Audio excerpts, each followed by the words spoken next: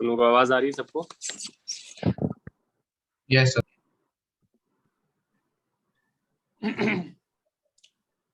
So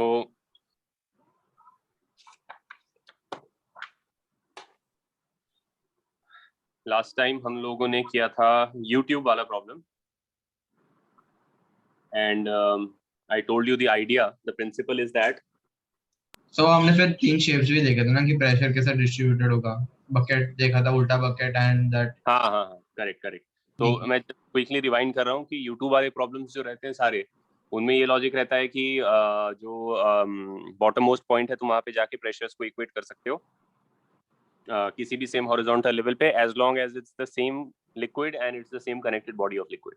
So if you have a bunch of liquids in one tube and a bunch of liquids in the other tube, you keep going down, you don't equate the pressure in any horizontal line, you keep going down till you can draw a line which is through the same liquid and the same connected body of liquid. Once you reach that point, you can equate the two pressures, and therefore you find whatever it is that you're trying to find.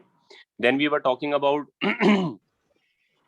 the fact that three different kinds of containers. So if you have a container which is cylindrical and vertical, तो क्योंकि walls vertical हैं तो वो कोई vertical support नहीं दे सकते हैं weight of the liquid को, तो सारा weight bottom पे आएगा, तो bottom पे जो force है वो weight of liquid के बराबर है. अगर container walls जो हैं tilted हैं upwards, तो some of the weight of the liquid will be supported by the walls and the rest will be supported by the bottom of the container. So something like this,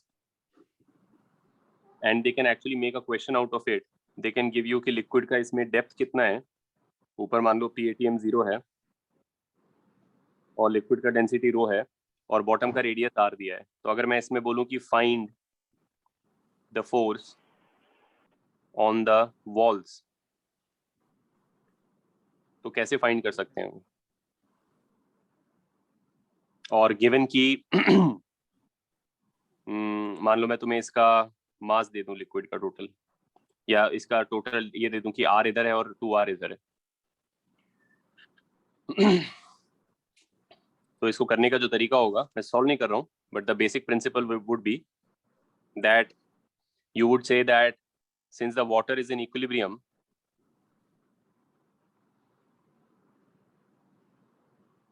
the weight which is the downward force of the water will be supported by the force from the container. That is the only other force on the water, gravity and the container. The container force can be split into two parts, the force by the bottom of the container and the force by the walls of the container. They are both upward forces. Bottom का force तो upward है ही, और walls का force actually सब ऐसे है, लेकिन उनके ये components cancel हो जाएंगे तो सब net upward force आ जाएगा उसका resultant. तो container walls भी upward force लगा रहे हैं और bottom भी upward force लगा रहे हैं. Weight अगर मुझे पता है तो therefore मैं find कर सकता हूँ F wall can be found as weight minus F bottom, and F bottom is really easy to find. Pressure at that depth into the whole area of the bottom. So because it's very easy to write the force on a horizontal surface under the liquid, that can be utilized to find some missing forces which are otherwise harder to find. ऐसा नहीं कि मैं वो integrate करके नहीं निकाल सकता था, but we can actually avoid that if you know the total volume of the liquid, right? इसका दूसरा वर्जन ये है जो कंटेनर उल्टा रखा हुआ है, ये उल्टा मतलब जिसका ऊपर नैरो है और नीचे वाइड है, उसमें वॉल से जो नेट फोर्स आएगा वो डाउनवर्ड्स आएगा, तो जो फोर्स ऑन बॉटम होगा वो एक्चुअली लिक्विड वेट से ज्यादा होगा. It will be liquid weight plus the force by the walls. तो मतलब इक्वेशन अगर तुम लिखोगे तो स्लाइटली डिफरेंट होगा. ये एफ वॉल्स इस तरफ नहीं होगा, इस तरफ और पॉजिटिव होगा. weight of the liquid plus force by the walls equals to force on the bottom. Therefore force on the bottom will be bigger than the weight of the liquid. Correct? lesser ना ये case में? इस case में lesser है, force by the bottom since it needs something else. हाँ आपने better बोला इसके लिए. नहीं वो दूसरे वाले में मैं बोल रहा हूँ जो ऐसा वाला है. ओके. दूसरा वाला जो कंटेनर है यहीं पे मैं बना देता हूँ. कन्वर्सली इन इस टाइप का कंटेनर में तुम लिखोगे weight plus force by the walls are both on the same side and that all is being supported by the bottom.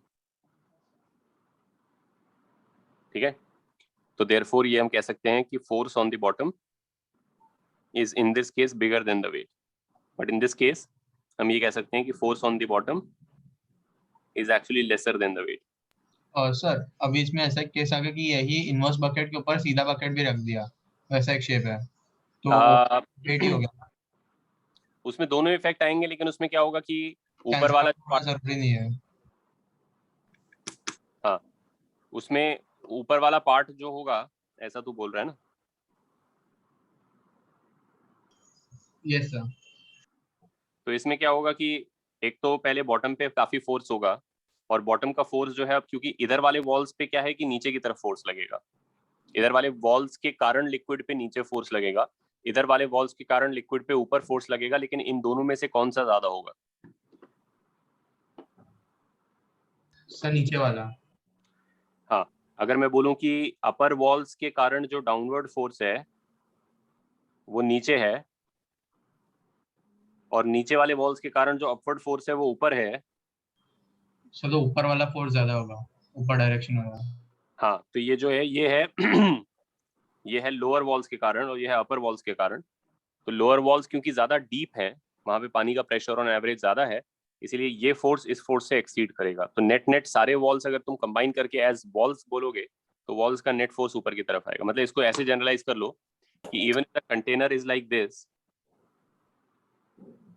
then you could argue, somebody could argue कि अब इसमें हम कैसे बोल दें कि भाई वॉल से अपवर्ड आ रहा है कि डाउनवर्ड आ रहा है। अज्यूम करो कि ये और ये सेम एरिया, तो यू नो दैट कि ठीक है ऊपर से नीचे की तरफ लग रहा होगा, नीचे से ऊपर की तरफ लग रहा होगा, मगर ऑफ कोर्स ये ज्यादा फोर्सेस होगा, ये नीचे आते आते बढ़ेगा मैग्नीट्यूड में, और नेट ऊपर लग रहा है।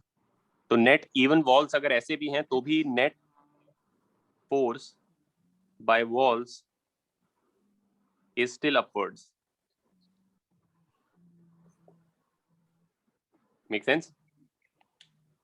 Yes sir. Force by the walls means force by the liquid on the walls or by the walls on the liquid, which is locally normal, and then you have a vector sum of it. ठीक है, clear? Okay.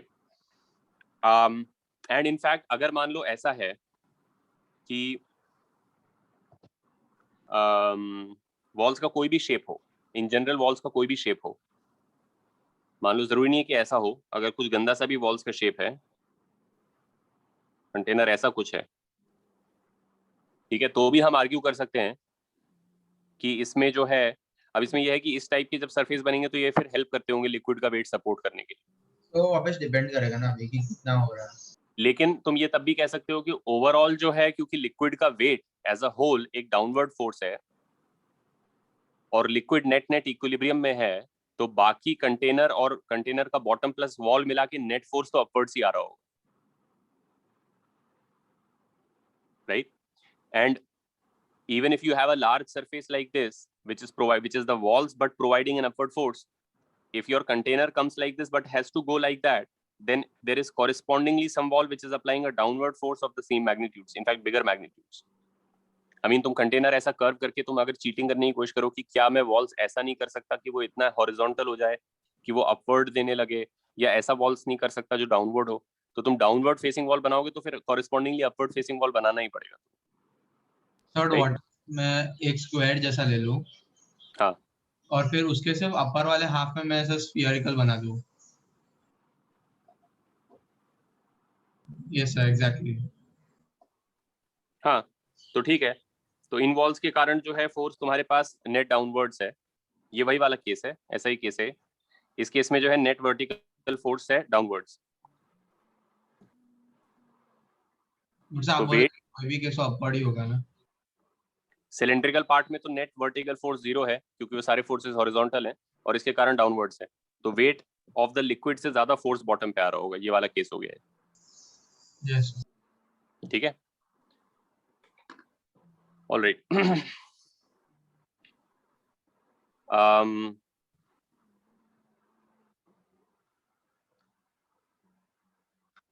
And you can also understand it in this manner, जैसे ये container है, ये container है, अब जो ये कंटेनर है इसमें जब भी मैं बोलता हूँ कि भाई वॉल से कितना फोर्स लग रहा है, तो एक तो ये तरीका हो गया कि मैंने क्या किया कि वॉल्यूम मुझे पता था एंड ब्ला ब्ला, मैंने ये लॉजिक लगा दी। आई कुड इवन आर्ग्यू कि जो लिक्विड इतने में कंटेन्ड है, यानी जो सिलेंडर ऑफ लिक्विड है which is right above the base, bottom पे एक्चुअली जो फोर्स आ रही है वो केवल इसी लिक्विड का वेट है जो इस सिलेंडर के अंदर है, because if you look at this value, this is simply the weight of that cylinder of liquid which is sitting straight above the bottom. Make sense? yes sir.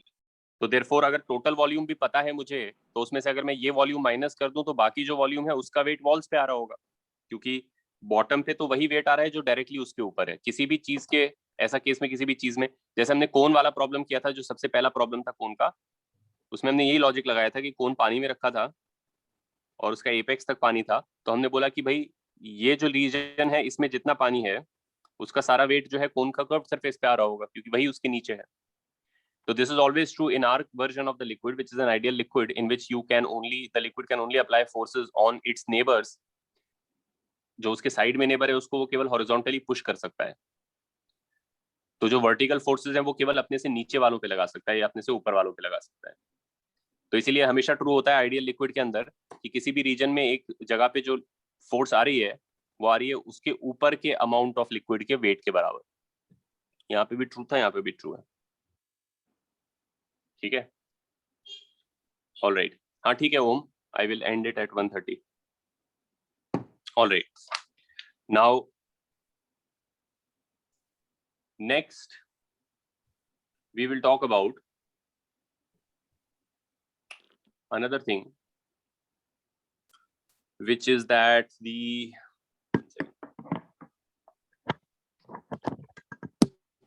Section रीएस पे दिखा सकता है। Yes. So I have the same question I asked. So if in a question we have to find the force on the walls, so are we measuring the force given by the walls or the force acting on the walls? Because they can be two different values, right? Force on the wall and force on the wall by the liquid and force by the wall on the liquid are one and the same thing in magnitude by Newton's third law, right?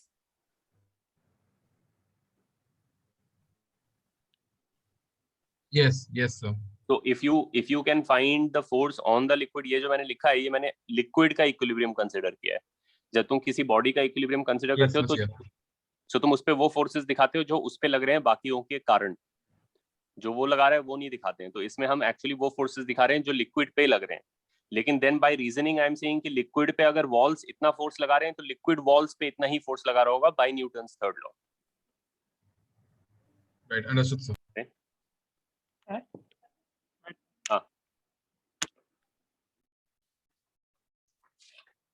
Okay, then let us actually go to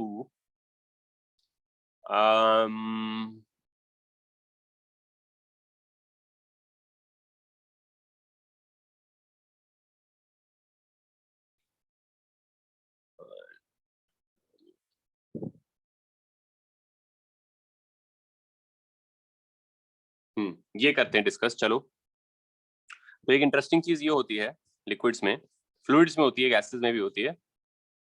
how should I, liquid in accelerated frames.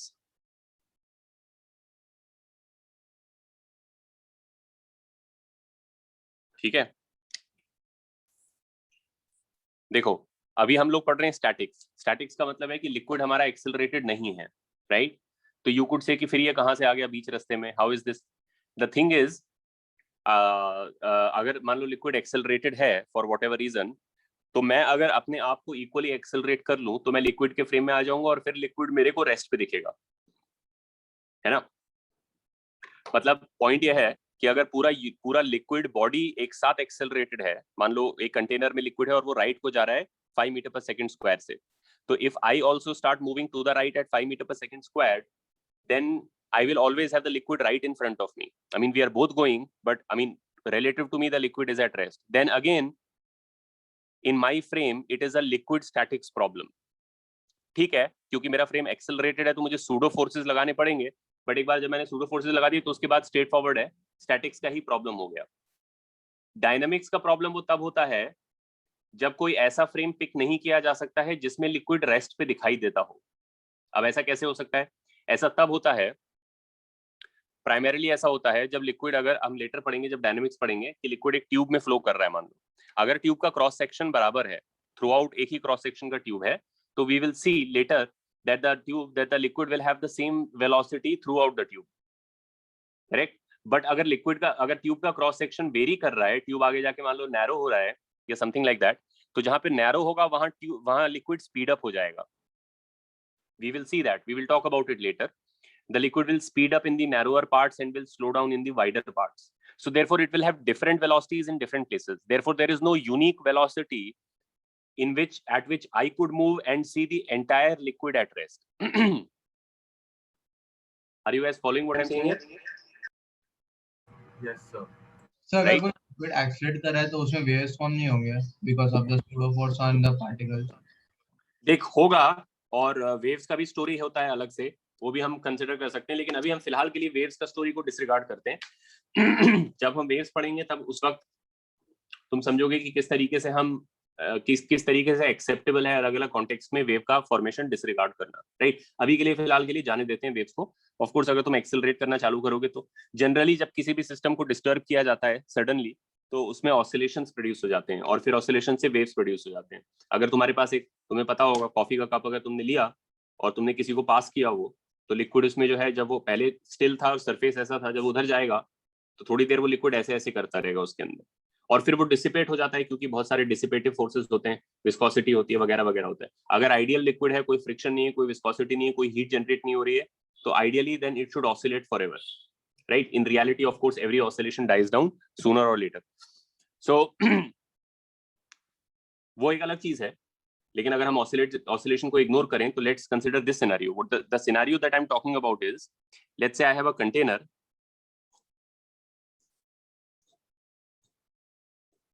and the container has some liquid in it.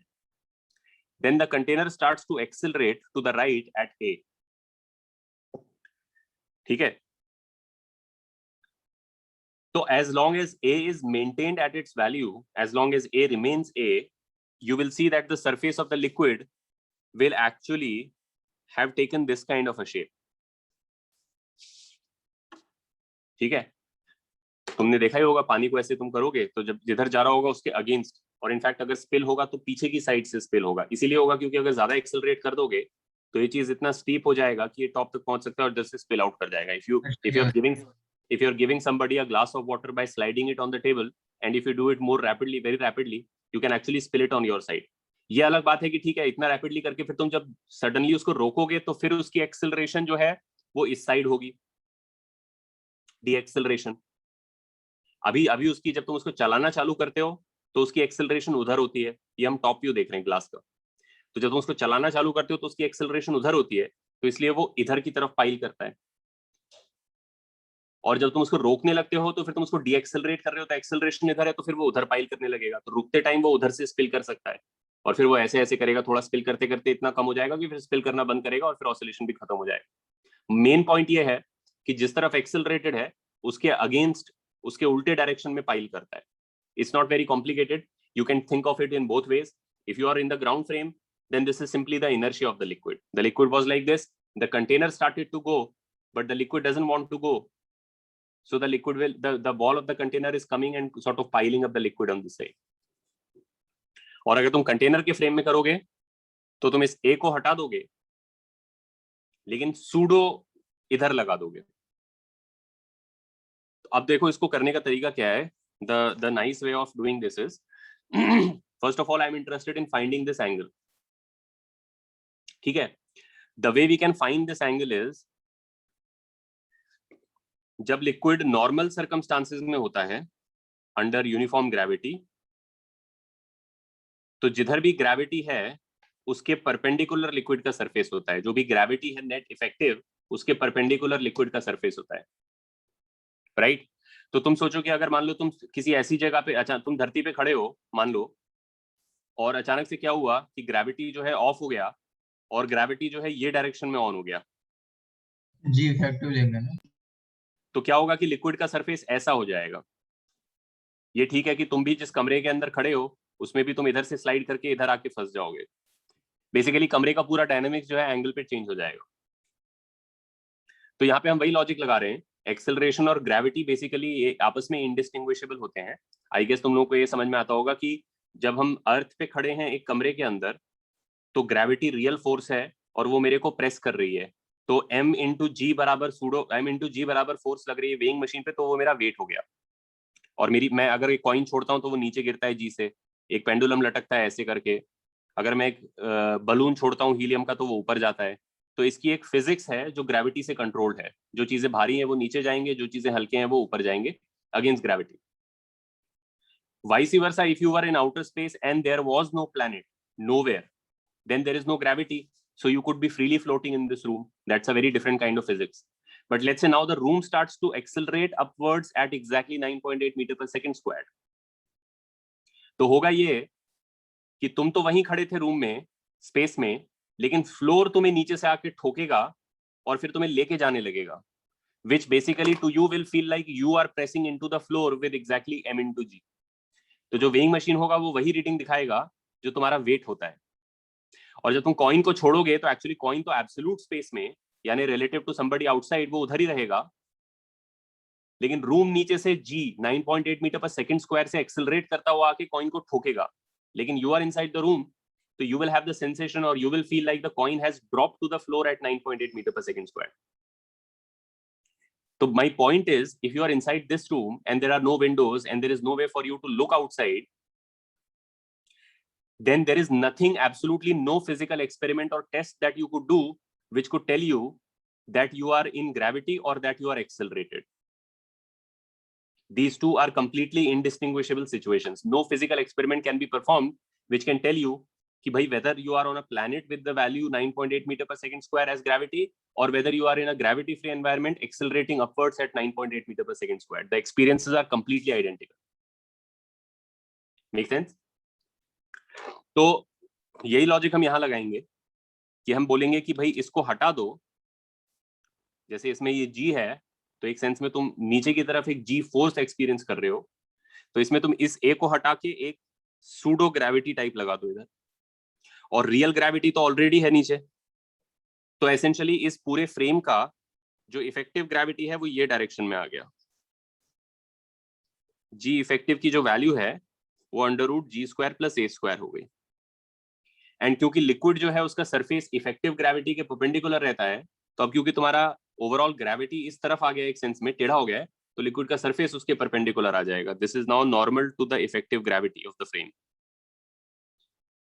Therefore, this angle which it makes with the horizontal is no different from this angle. Therefore, tan theta, which is the angle that the liquid makes with the horizontal, is the same as tan theta from here, which is a/g. The bigger the acceleration in the horizontal direction, the steeper this angle will get. Does this make sense to all of you? Yes, sir. And essentially A से इधर जाना और जी से इधर जाना मतलब effective gravity ऐसा होगा, तो पूरी फिजिक्स इस फ्रेम की टेढ़ी हो गई है। अब तुम अगर इसमें कॉइन ड्रॉप करोगे इस पानी में, तो वो ऐसे नहीं जाएगा नीचे, वो ऐसे जाएगा। और अगर यहाँ से कोई फ्लोर में से बबल निकला, जैसे ग्लास में कभी बबल निकलते हैं, ग्लास के सरफेस में गैप्स होते हैं, तो कभी इसमें ऑक्सीजन ट्रैप हो जाता है, फिर वो निकलता है, तो कभी पानी में या शैंपेन में बबल्स निकल रहे होते हैं, तो इसमें अगर बबल निकलेगा तो वो ऐसे ऊपर नहीं जाएंगे, वो ऐसे ऊपर जाएंगे। अब मतलब बेसिकली इस फ्रेम में अप और डाउन का ओरिएंटेशन चेंज हो चुका है, अप ऐसे है और डाउन ऐसे है। सर हाँ, अभी सर मैं फॉर एग्जांपल यही सिस्टम एक लिफ्ट में लेके जा रहा हूँ, which is moving upward with an acceleration of g. हाँ, So net gravity in the downward direction will be 0. will be 2g. नहीं sir, oh sorry, I'm going down with g. हाँ, तो लिफ्ट फ्री फॉल में, तो free fall में है, तो फिर तो सर weightless हो जाएगा। g तो 0 हो गया, राइट? हाँ, करेक्ट। तो फिर सर tan थीटा तो 90 tan थीटा इनफाइनाइट हो गया, तो बिल्कुल अगर तू इस कंटेनर को फ्री फॉल में डाल दे, तो फिर उसका फ्री फॉल में एक्सेलरेशन नीचे जी है। यही लॉजिक जो मैंने यहाँ लगाया है कि ए को इधर कैंसिल करके इधर लगाया, तो उस जी को अगर तुम कैंसिल करके ऊपर लगाओगे तो वो जो रियल जी है उसको कैंसिल कर देगा वो।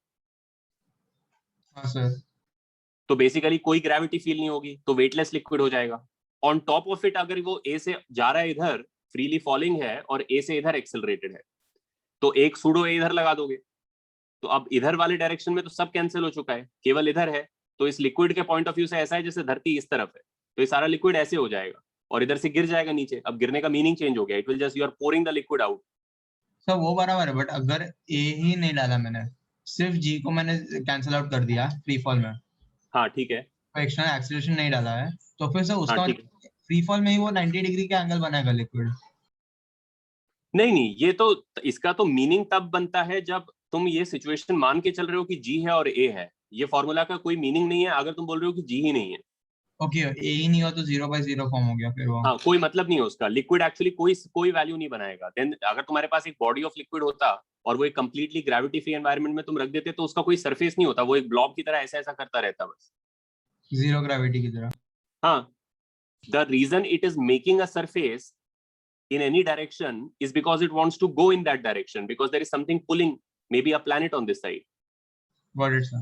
If nothing is pulling from any side, then it has no tendency to form any kind of a surface. Then it just stays together as a blob of water. और answer अगर एक hypothetical planet हम एकदम small size का रख दे तो पूरा ऐसा कर्व्ड सरफेस होगा इसका? करेक्ट बात है, ये भी सही बात है कि अगर तुम धरती को जब तुम हॉरिजॉन्टल ले रहे हो, यानी ग्रेविटी को तुम वर्टिकल ले रहे हो यूनिफॉर्म, तो क्योंकि हर कोई इनमें से नीचे जाना चाहता है लेकिन सब नीचे जा नहीं सकते, तो सरफेस हॉरिजॉन्टल बनती है।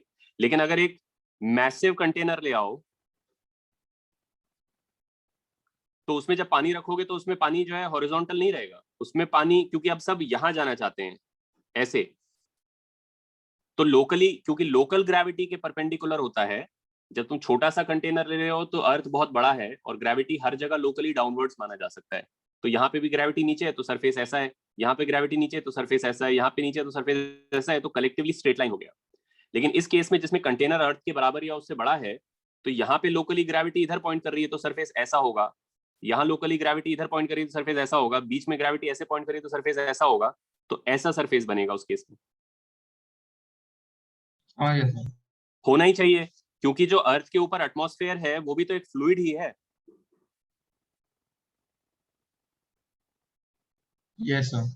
और वो भी सेंटर की तरफ अट्रैक्टेड है, ये भी सेंटर की तरफ। ठीक है, इसमें बाकी लिक्विड नहीं है, तुमने कंटेनर खत्म कर दिया और इनफैक्ट क्योंकि वॉल से कन्फाइन कर दिया तो बिल्कुल वो स्फेरिकल नहीं बन पाएगा, थोड़ा इनफैक्ट और बल्जिंग हो जाएगा, स्फेरिकल से थोड़ा और सब स्फेरिकल हो जाएगा। अगर कंटेनर हटा दो तो ये पूरा अर्थ पे आके गिर जाएगा और एक completely spherical layer of liquid on top of earth बन जाएगा।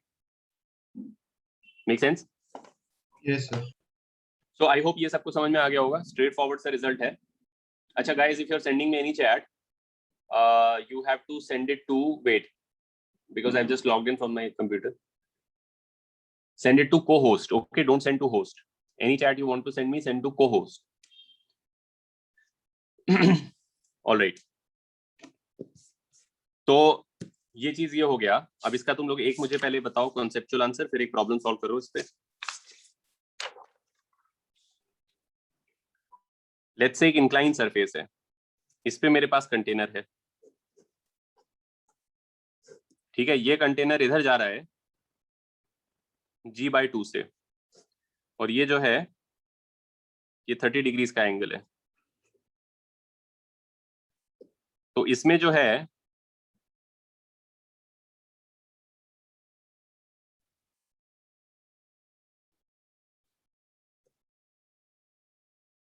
जो हमारा पानी का सरफेस है वो हॉरिजॉन्टल से कितना एंगल पर होगा?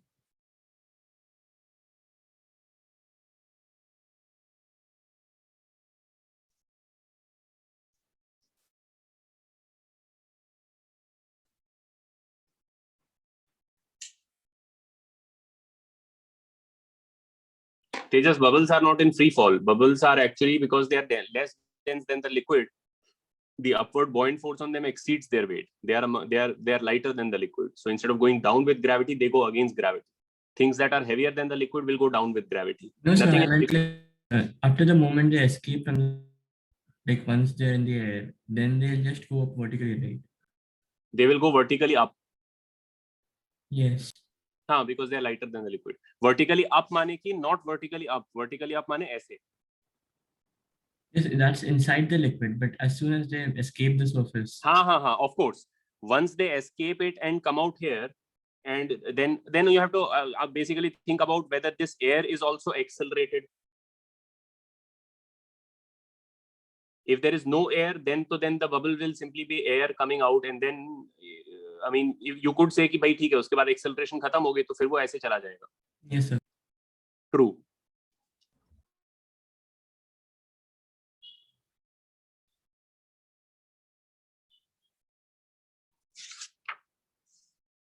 Sir, tan inverse of 4 plus 2 root 3.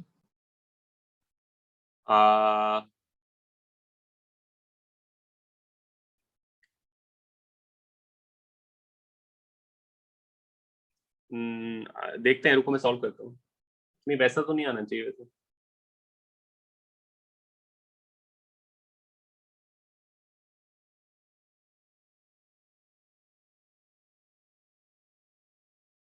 Zero degree with horizontal भी नहीं होगा एकांश, मतलब तू कह रहा है ऐसा बन जाएगा एकदम? ऐसा नहीं होगा। ऐसा तुम्हें पता है कब बनना चाहिए, खुद ही बताओ।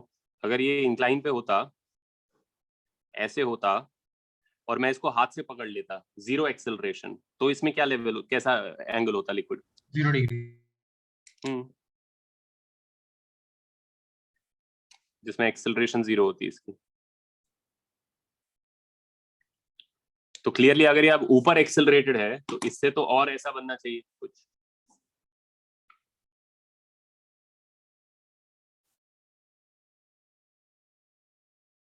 तो देखो करना क्या है इसमें, सारे, हाँ ठीक है कर लो। आंसर मुझे पता नहीं, तुम लोग आंसर लिख रहे हो, मैं सॉल्व कर लूंगा, तो वेरीफाई कर लेना। आई थिंक वैसे कोई डिफिकल्ट नहीं है लिखना इसको।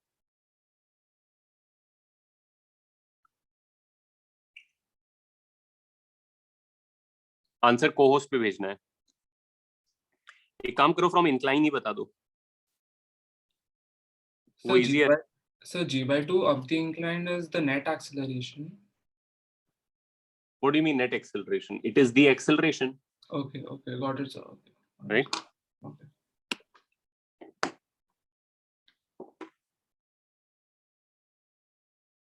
सर कोई गंदा एंगल आ रहा है क्या? मतलब कुछ आएगा, √3 टाइप तो कुछ आता ही होगा आई थिंक। होस्ट पे भेजना है, राइट? कोहोस्ट पे। So we have to say with respect to horizontal or with respect to the incline? With respect to incline बताओ, that's quicker to answer.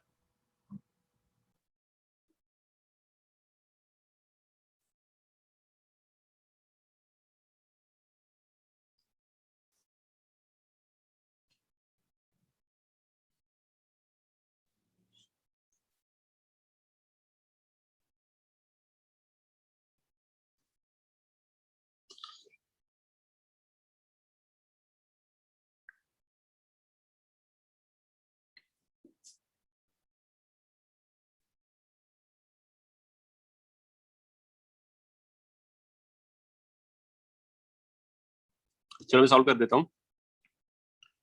Basically क्या करो, अपने लिए पहले इसको हॉरिजॉन्टल कर लेते हैं, ठीक है? तो हमने अपने आप को रोटेट कर लिया 30 डिग्री पे, तो इंक्लाइन मेरे लिए हॉरिजॉन्टल हो गया। अब इसका जो इधर g/2 था, तो इनका सबका प्रोसीजर सेम है, जो एक्सेलरेशन उसको कैंसिल करके सूडो एक्सेलरेशन इधर बना दो, ठीक है? तो सूडो एक्सेलरेशन इधर बना दिया पहले मैंने, इसको g/2 को कैंसिल करके।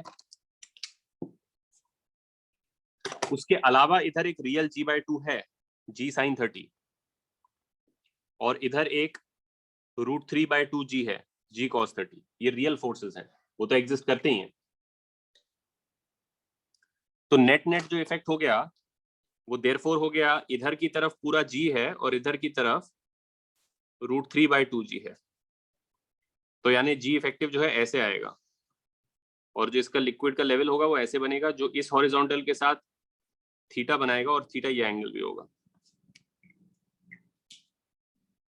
तो tan theta, and keep this in mind, this is with the inclined surface. Tan theta equals to √3/2g by g, यानी कि √3/2। सॉरी सर अब एक बार ग्राउंड फ्रेम में कर सकते हो? So g/2 by √3/2g. Yeah, yes, sir. क्या बोल रहे हो? g/2 by √3/2g होगा ना? वो नेट आपने जी गलत लिखा है हॉरिजॉन्टल में। जी ही होगा ना, वही तो बता रहा हूँ सर g/2 ही है ना, एक्स्ट्रा थोड़ी आ रहा है। नहीं sorry, tan theta is g by √3/2g होगा ना? Yes, sir. tan theta g by, हाँ सही है, tan theta g by √3/2g होगा, यानी 2/√3। ठीक है, सर एक बार ग्राउंड फ्रेम में भी कीजिए ना।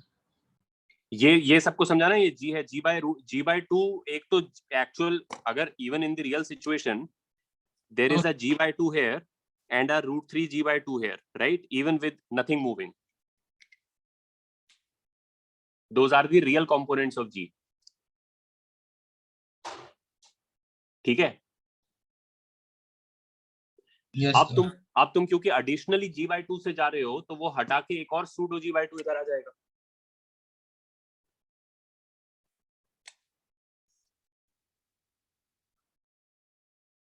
ये समझा सबको?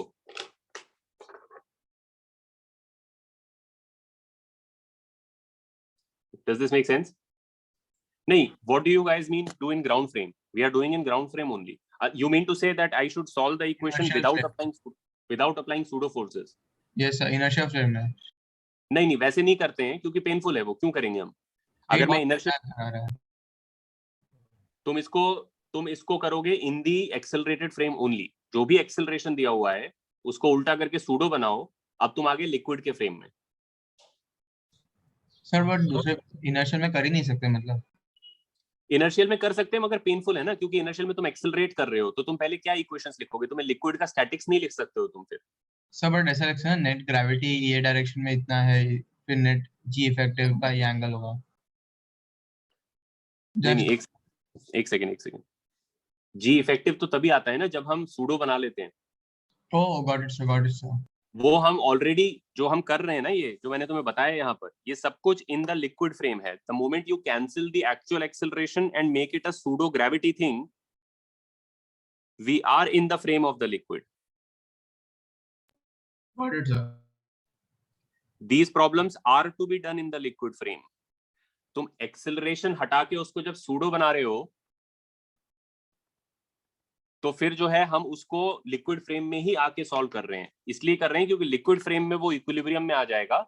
तो हम फिर ये कंक्लूजन कह सकते हैं कि भाई जिधर नेट इफेक्टिव ग्रेविटी दिख रहा है उसके परपेंडिकुलर लिक्विड का सरफेस रहेगा, जैसे नॉर्मली होता है टेबल पे. जाता हुआ लिक्विड के लिए डायनामिक्स लिखना मुश्किल है,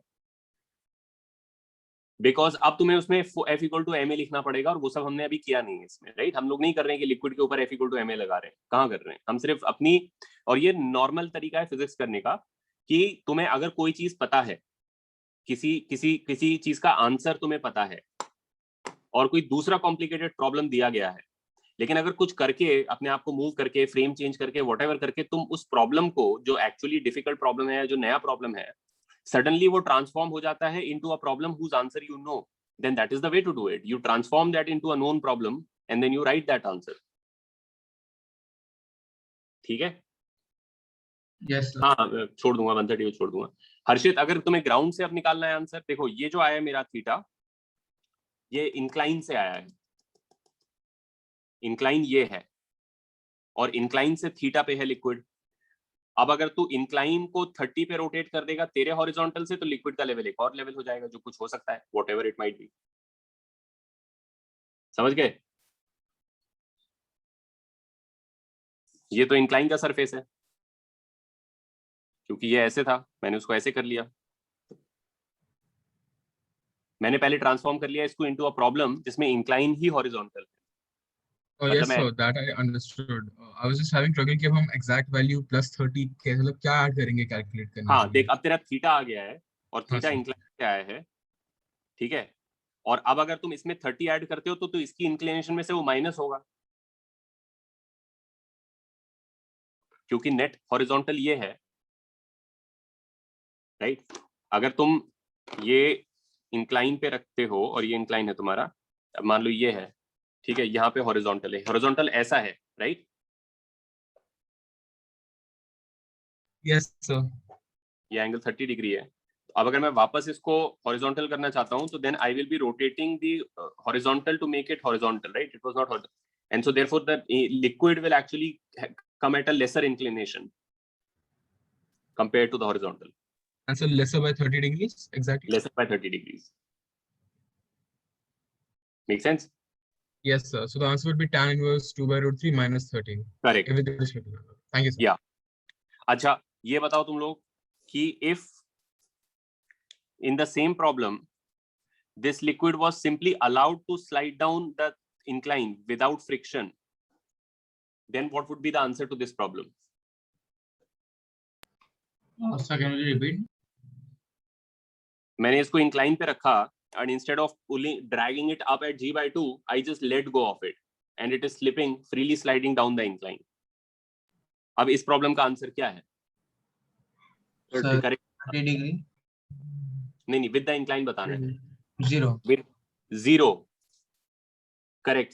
सो 30 जो तुम लोग कह रहे हो ना विनायक ने, I guess you are saying from the horizontal, and if I am asking with respect to the incline, it is 0, because अगर वो, अब देखो रियल ग्रेविटी क्या है, g/2 इधर और व्हाटएवर g√3/2 इधर.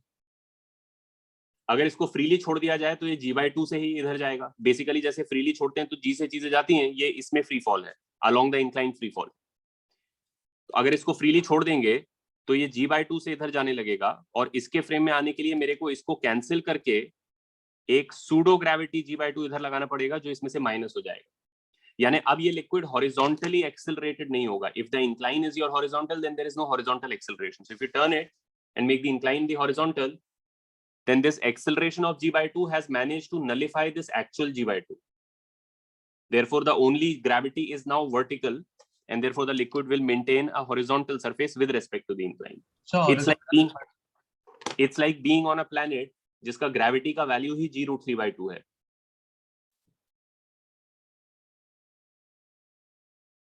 ये समझा सबको? ये वाला क्वेश्चन समझ गया सबको?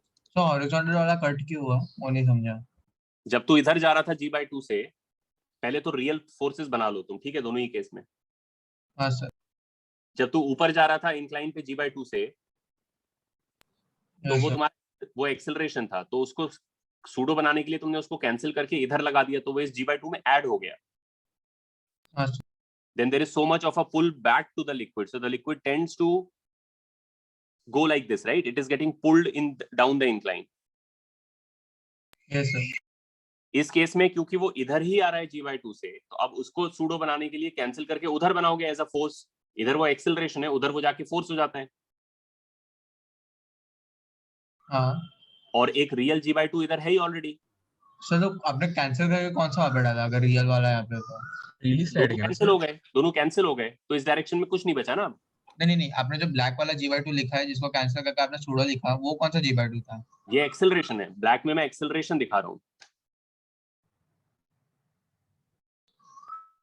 तो वो g/2 जो आपने ब्लैक में लिखा है वो आर्टिफिशियली कर रहे हैं ना, वो आप फ्री फॉल नहीं होगा ना, फिर वो एक्स्ट्रा आ गया ना फिर g/2 अगर फ्रीली स्लाइडिंग हुआ तो। नहीं, एक सेकंड, इस वाले केस में तुम लोग कह रहे हो? हाँ सर, यही केस की बात कर रहा हूँ। नहीं, एक सेकंड, अगर मैं किसी चीज को वर्टिकल फ्री फॉल में छोड़ देता हूं, तो उस बॉडी का एक्सपीरियंस, उस बॉडी का एक्सपीरियंस कैसा होता है? उस बॉडी का एक्सपीरियंस क्या होता है इन बीइंग और in as if it's on a planet of twice the gravity, और is the experience of being on no planet at all?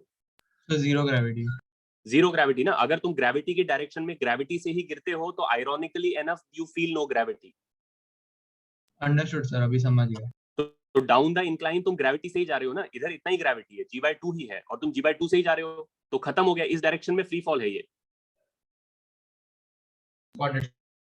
इस डायरेक्शन में फ्री फॉल है, तो लिक्विड इस डायरेक्शन में वेटलेस है। अगर वो इस डायरेक्शन में वेटलेस है, तो कंटेनर की वॉल पे क्यों आएगा उसका वेट?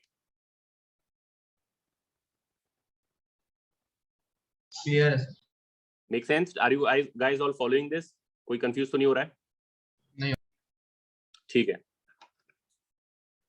प्रोसीजर समझ लो क्या है। प्रोसीजर ये है कि जो भी एक्सेलरेशन है, जो दिया हुआ एक्सेलरेशन है, पहले तो रियल फोर्सेस जो है वो तो लगी रहे, उनको बना लो जो रियल ग्रेविटी है। अब जो भी एक्सेलरेशन दिया हुआ है उसको काट के अपने ऑपोजिट डायरेक्शन में लगा के, और उसको एक और ग्रेविटी मान लो, और फिर सब ग्रेविटी सम कर लो वेक्टोरियली। फिर जो बचा उसके हिसाब से बिहेवियर होगा। अब मेरा इसमें क्या बचा? उधर g/2 इधर g/2 कैंसिल, तो क्या बचा? केवल perpendicular to the plane g√3/2, बस। तो liquid will be parallel to the plane almost. It's basically like being on a planet on with this much gravity only. ठीक है, हम जब भी किसी डायरेक्शन में फ्री फॉल करते हैं, तो ironically we basically have zero experience of gravity in that direction. तुम जिधर भी फ्री फॉल कर रहे होते हो, उधर का ग्रेविटी खत्म हो जाता है।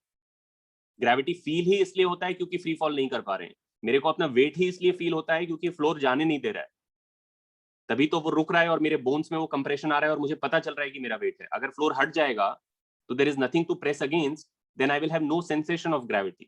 That is basic. Falling on a planet is exactly like being stationary with no planet around. ठीक है?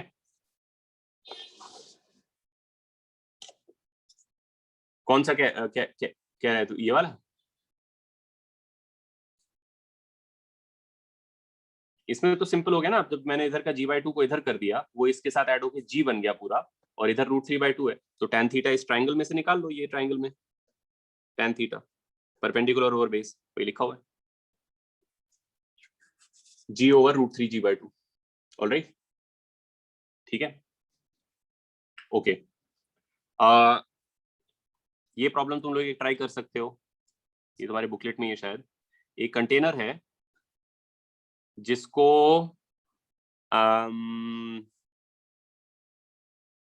कुछ एक्सेलरेशन से इधर लिया जा रहा है, पहले पूरा फिल्ड था, इनिशियली फुल्ली फिल्ड था at the top, cubical container है, ठीक है। जब वो ए से जाने लगा तो it was found that 1/3 of the volume spilled out. Can you find the acceleration A? Answer co-host पे भेजना।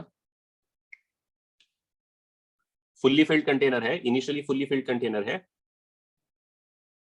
then it is suddenly brought to acceleration A and is continuously going at it. So in that state of affairs 1/3 of the volume has spilled out. तुम्हें A का value find करना है।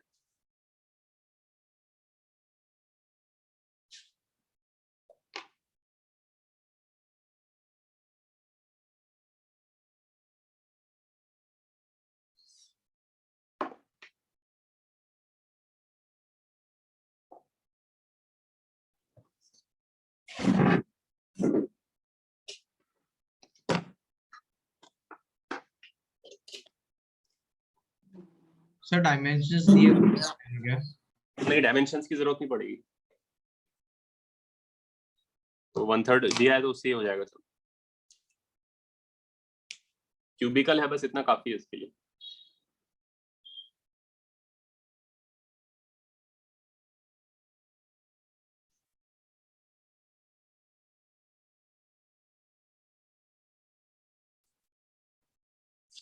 तने रुक जा, मैं चेक कर लेता हूँ सॉल्व करके।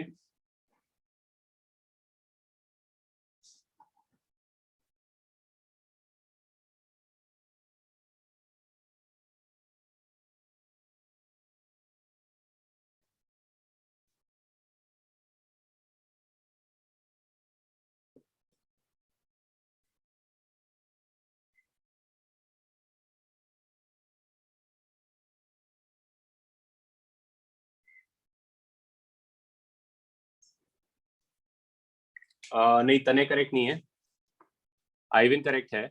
आइविन रूट है क्या उसमें? तो गलत है, रूट नहीं होना चाहिए। परिजात रूट नहीं है। हाँ ठीक है, करेक्ट है। फिर परिजात करेक्ट है, तेजस करेक्ट है, पिनाक गलत है, सिद्धांत करेक्ट है, चिन्मय करेक्ट है।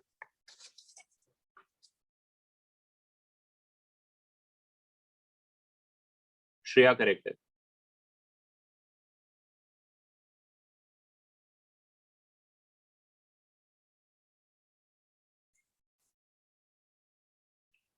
मिराज गलत है।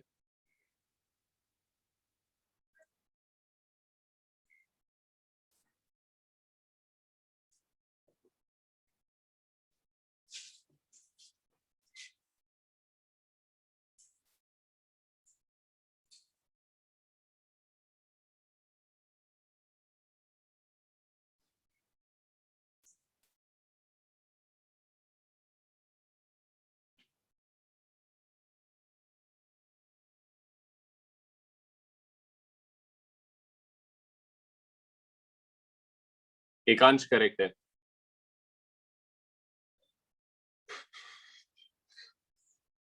पिनाक करेक्ट है अभी। पार्थ गलत है, प्रांजलि गलत है, क्षितिज करेक्ट है, ओम करेक्ट है, A70।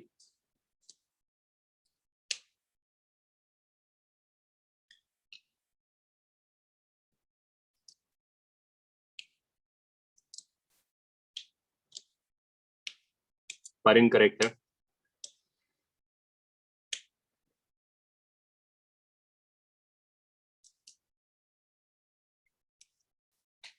तनय करेक्ट है। अर्नव गलत है, A50 अर्नव। सिद्धार्थ गलत है। मिताली करेक्ट है, मगर ए फाइंड करना था तुमको, एक्सेलरेशन। ये तूने एंगल बताया, बट ठीक है, ओके, फेयर इनफ। कुने वही सेम थिंग, करेक्ट आंसर है, बट एंगल नहीं बताना था, एक्सेलरेशन बताना था, बट ठीक है। सिद्धार्थ करेक्ट है अभी।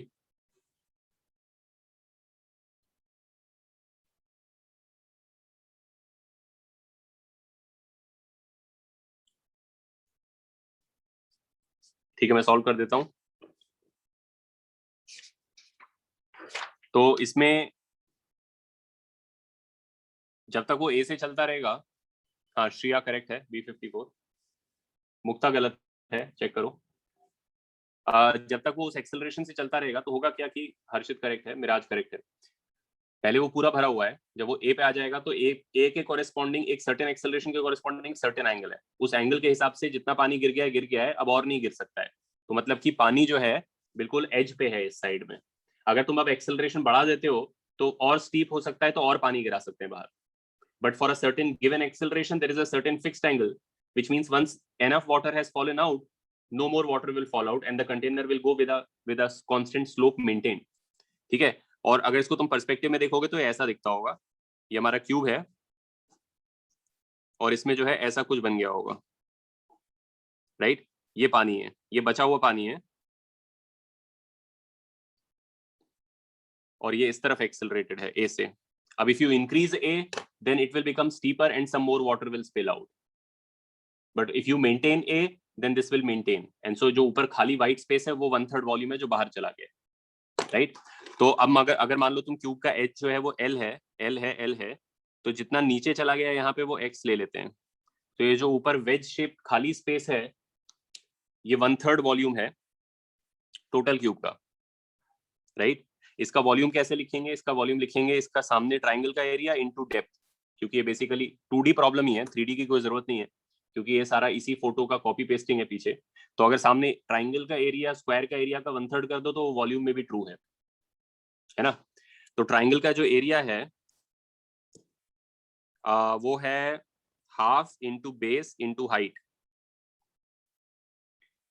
इक्वल्स टू 1/3 स्क्वायर का एरिया L स्क्वायर। वॉल्यूम में लिखना चाहते हो तो ठीक है, डेप्थ भी मल्टीप्लाई कर दो, बट वो कैंसिल ही होने वाला है, पीछे वाला L डेप्थ। देयरफॉर तुम्हें मिल जाएगा x by L का ratio 2/3, but if you realize x by L is nothing but this theta, right? tan theta, and that is also this tan theta, जो हम tan theta जिसको बोल रहे हैं तब से, from the horizontal, but this is the same as tan theta which is the same as a by g, therefore a equals to 2/3 times gravity। ठीक है, clear to all of you? Sir इसमें ऐसा भी तो हो सकता है कि इतना पानी गिर जाए और एक्सेलरेशन भी ऐसा हो कि L पूरा ना हो फॉर द कि स्क्वायर, यहाँ यहाँ से पर भी वाटर लेवल नीचे चला जाए। Yes sir. नहीं, देख पानी पूरा भरा था, तुमने एक्सेलरेट करना चालू किया तो पानी उधर से गिर रहा है, तो गिरते गिरते ही एक पॉइंट के बाद गिरना बंद हो जाएगा, तो ऑलरेडी वो एंगल मेंटेन है जिसपे अब और नहीं गिर रहा है, तो वो वहां तक तो पहुंचा हुआ ही होगा ना। यस सही कह रहे हैं सर। यस सर, है ना, किसी एक्सेलरेशन के कॉरेस्पॉन्डिंग वो वहां मैक्स तक है। अगर तुम एक्सेलरेशन और बढ़ा देते हो तो आप थोड़ा और स्टीप हो जाएगा, तो थोड़ा और फर्दर पानी गिरेगा, लेकिन जब पानी गिरना बंद होगा तो ऑलरेडी जो पानी पहुंचा हुआ है वहां पे वो उधर ही रुका होगा। और सर ऐसा केस हुआ कि आधे से ज्यादा पानी गिर गया, तब तो नीचे वाले L में भी थोड़ी सी डिस्टेंस आ जाएगी, तब कैसे हाँ, करेंगे? हो सकता है तुम इतना तेज इसको एक्सेलरेट कर दो, तुम इतना तेज एक्सेलरेट कर दो इसको कि सूडो ए पीछे उतना बड़ा हो जाए कि एक्चुअल ग्रेविटी के साथ ऐड होके वो इफेक्टिव ग्रेविटी को उतना ज्यादा टिल्ट कर दे, तो बेसिकली ये पानी पोर आउट हो रहा है उधर से, है ना? सर तो हो सकता है वो कि ये यहाँ तक आ जाए, इधर तक भी आ जाए, एंटायरली पॉसिबल। इतना फास्ट एक्सेलरेशन पॉसिबल है इसका कि पानी ऐसा दिखता हो किसी टाइम पे। तो तब कैसे सॉल्व करेंगे? मतलब that has to be given, I mean you have to say कि भाई इतना एक्सेलरेशन हो गया है। अगर मैं बोलूं कि इतना एक्सेलरेशन हो गया है कि आधे ज्यादा पानी गिर गया है, तब मेरे को फिर बताया होगा उन्होंने कि आधे से कितना ज्यादा गिर गया है, मे बी 2/3 पानी गिर गया है, तो मैं बोलूंगा बचा हुआ 1/3 है। Understood sir. ठीक है, तो वो मिल जाएगा, वो एक डिफरेंट एक्सेलरेशन आ जाएगी। ठीक है, कुने तो क्या पूछ रहा है, what is the acceleration given in the question would have been in x and y axis both rather than. That is a tricky one कुने, बिकॉज क्यूब का ज्योमेट्री थोड़ा कॉम्प्लिकेटेड है। अगर ये अब इधर अभी अपनी एज के अलोंग जा रहा है, अगर इसका उधर भी कुछ एक्सेलरेशन होता तो ये कुछ ऐसा डायरेक्शन में जा रहा होता, तो पानी का सरफेस जो है एक प्लेन है, उसका intersection with the cube would not have been another rectangle.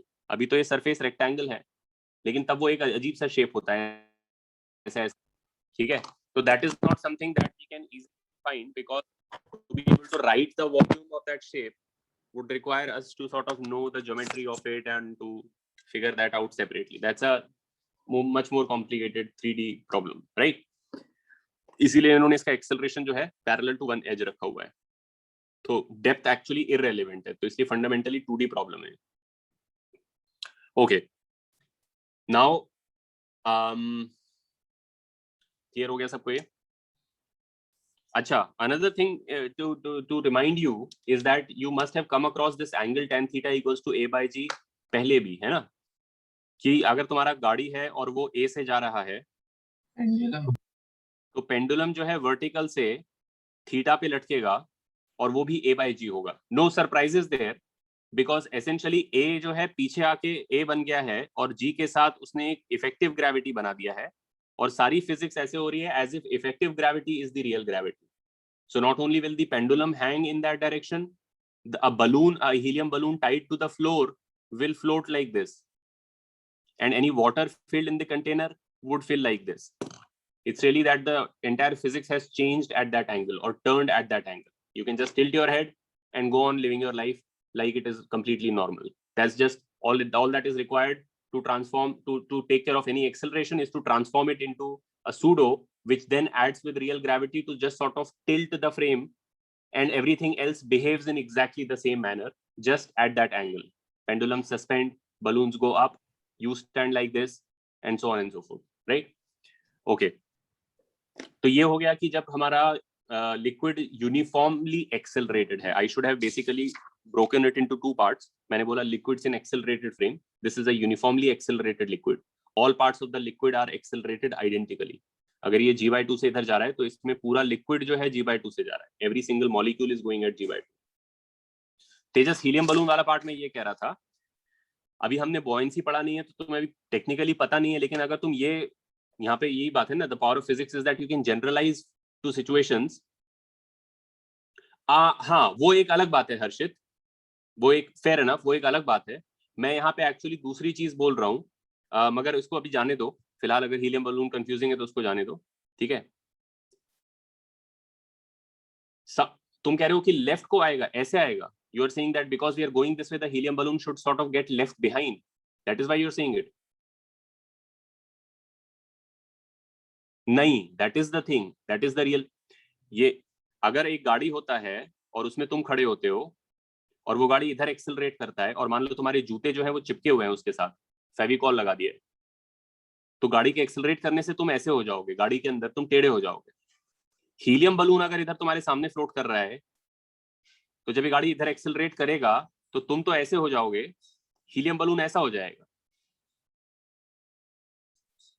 This is hard to explain in the ground frame कि अरे ये क्या हो गया, आगे कैसे जा रहा है। But if you basically think कि आगे का एक्सेलरेशन मतलब पीछे सूडो ग्रेविटी और रियल ग्रेविटी के साथ ऐड करके ओवरऑल इफेक्टिव ग्रेविटी ही टिल्ट हो गई है, तो बेसिकली धरती इंस्टेड ऑफ बीइंग हियर इस तरफ आ गई है, तो then it is no surprise की चीजें ऐसे बिहेव कर रही हैं। तुम नीचे गिर रहे हो, बलून ऊपर जा रही है, right? Okay, now let us look at a case. अच्छा, before I do that, non uniform acceleration को बाद में करते हैं, पहले इसी का एक और एप्लीकेशन देखते हैं कि हम हॉरिजॉन्टली एक्सेलरेटेड हैं। तो अभी तुमने क्या देखा था before we studied the acceleration part, that pressure increases with depth, right? और linearly increases with depth. If you go down, you can add rho gh and find the pressure there. Now, if the liquid is also accelerated horizontally, then since we are saying कि वो A को हटा के pseudo A पीछे बनाया जा सकता है, therefore अब अगर liquid horizontally accelerated है तो उसमें horizontally भी pressure difference होगा। यही एग्जाम्पल ले लो कि ये जो लिक्विड है ये अगर ऐसे हो गया है तो लाइक आई सेड कि भाई कॉइन ऐसे जाएगा, बलून ऐसे जाएगा, तो अब इसमें डीपर जाने का मतलब ऐसे जाना नहीं है, अब इसमें डीपर जाने का मतलब ऐसे जाना है। यानी कि ऐसे जाना भी प्रेशर बढ़ाएगा प्लस वहां से वहां जाना भी प्रेशर बढ़ाएगा। ऐसे जब तुम जाओगे तो ग्रेविटी के कारण प्रेशर बढ़ेगा, और ऐसे जब जाओगे तो सूडो ग्रेविटी के कारण प्रेशर बढ़ेगा। हाँ तेजस, मैं प्रूव कर सकता हूँ वो using Newton's law, but you can ask it later और send it to me on WhatsApp, I can prove it to you later. But वो भी बॉयंसी पढ़ने के बाद मैं ठीक से एक्सप्लेन कर पाऊंगा. जब तुम्हें बॉयंसी बता दूंगा, then I can explain it to you later. But what we are discussing right now is that अगर एक्सेलरेशन नहीं है, लिक्विड सरफेस हॉरिजॉन्टल है, तो डेप्थ ऐसे होता है डीपर जाना. Going with gravity is going deeper and therefore pressure will increase as you go down. If it's horizontally accelerated also, then there is a pseudo gravity in this direction. Then going this way will also increase your pressure. And so therefore, if I say that I have a container in which, let's say, which is going at A, तो liquid का surface ऐसा हो गया है. मैंने क्या किया भाई, अपना यूजुअल थिंग इसको हटा के पीछे सूडो ए बना दिया, सूडो ग्रेविटी, और रियल ग्रेविटी नीचे लग रही है, तो नेट ग्रेविटी कुछ ऐसे है. और देयरफॉर तो अब प्रेशर कौन से लेवल्स पे सेम होता होगा? अब प्रेशर ऐसे लेवल्स पे सेम होता होगा. इस पॉइंट और इस पॉइंट पे प्रेशर सेम होगा, क्योंकि अब हॉरिजॉन्टल का मतलब बदल चुका है. ये हॉरिजॉन्टल है. हॉरिजॉन्टल वो होता है जो इफेक्टिव ग्रेविटी के परपेंडिकुलर डायरेक्शन होती है. अब तुम ये नहीं कह सकते कि ये पॉइंट और ये पॉइंट का प्रेशर इक्वल होगा. अगर ये पॉइंट ए है, ये पॉइंट बी है, ये पॉइंट सी है, so it is no longer true that PC and PB are same. Do you guys understand what I'm saying here? Yes, sir. Because they are no longer horizontal. Because What sir, is now true is that PA and PB are equal in pressure. Sir, it is because rho GH में G effective आ गया ना. हाँ, and in fact अगर मैं तुम्हें ये बोल दूं कि भाई ये वाला डिस्टेंस जो है A से C का, ये H है, और मान लो B से C का जो डिस्टेंस है वो L है, तो तुम जनरलाइज करोगे तो बिना डेरिवेशन के आ जाएगा. वैसे डेरिवेशन भी कर सकते हैं इस रिजल्ट का, लेकिन जनरलाइज कर दोगे तो डायरेक्टली आंसर पता चल जाएगा. जस्ट लाइक मैं PC लिख सकता हूं as PA plus rho GH, just like the pressure here can be written as the pressure here plus rho into whatever G is in this direction plus however much you went. You can also write PC in terms of PB as how? Rho AL. G effective distance between C and the horizontal surface. Did you guys all understand this? Sir A क्यों लिखा? क्योंकि इस direction का GA है.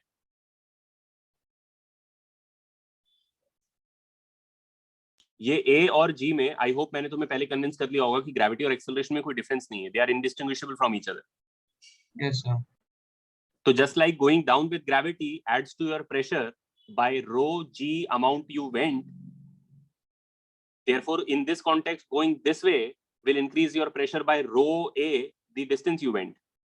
No, sir, इसको हम फिर रो G effective root A square plus G square और फिर वो perpendicular distance निकालना पड़ता ना. हाँ, जो कि यही आंसर देता. अगर तुम यहाँ से स्टार्ट करते तो तुम्हें पहले ये डिस्टेंस निकालनी पड़ती, अगर तुम पूरे G effective से मल्टीप्लाई करने वाले थे. Yes, I got it. Did you guys all understand this? जो ये पूछ रहा था ये भी. हाँ सर. तुम लोग कर सकते हो, लेकिन usually it's far more convenient to just go simply in one direction. That is the whole point of vectors and components. कि तुम A के साथ जाओ तो रो AL कर दो, और G के साथ जाओ तो रो GH कर दो, जहां भी जाना चाहते हो. अगर तुम सरफेस से स्टार्ट कर रहे हो, वहां पे P एटमॉस्फेरिक प्रेशर है और C का निकालना है, तो instead of trying to find out how deep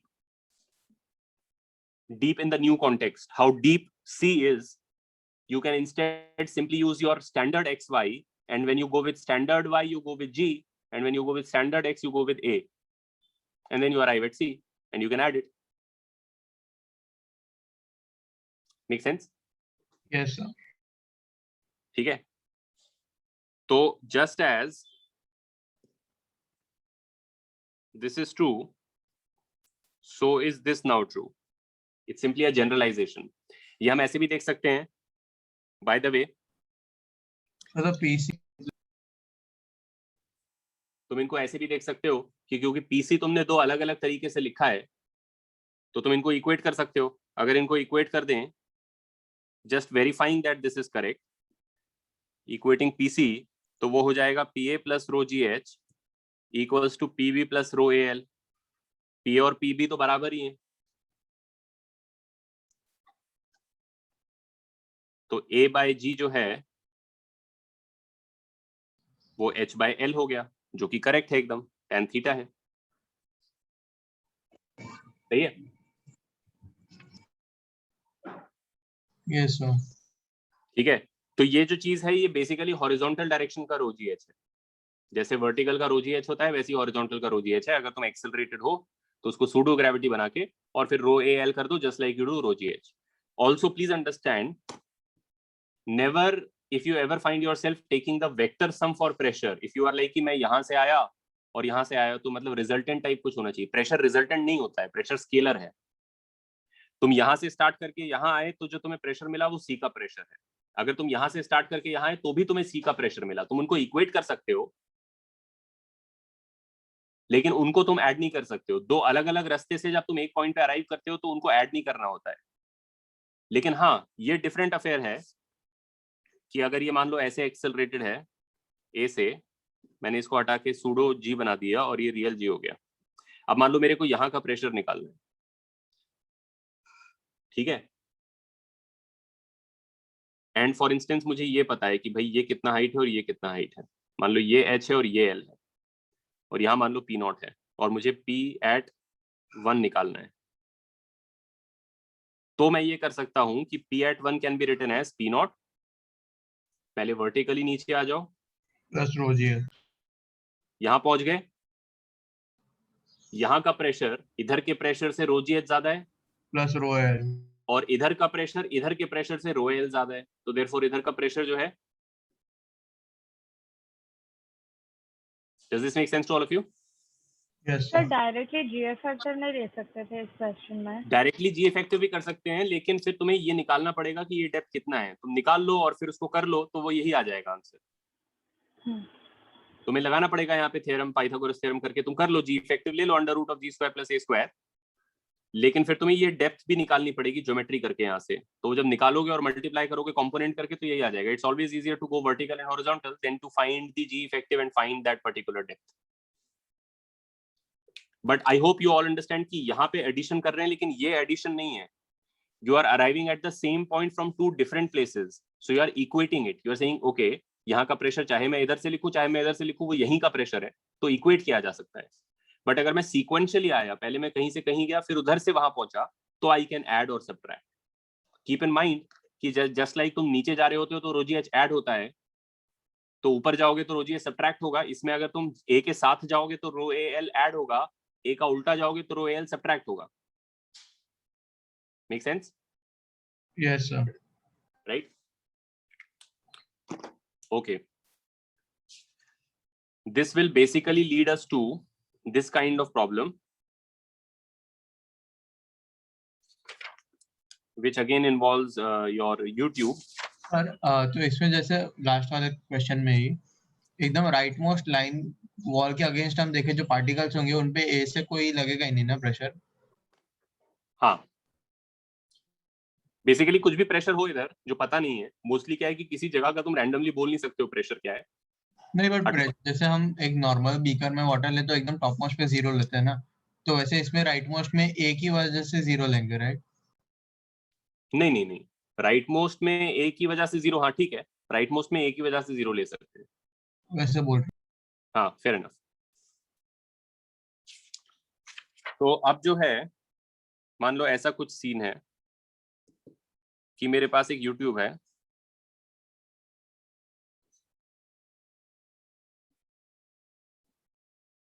and let me take the same data.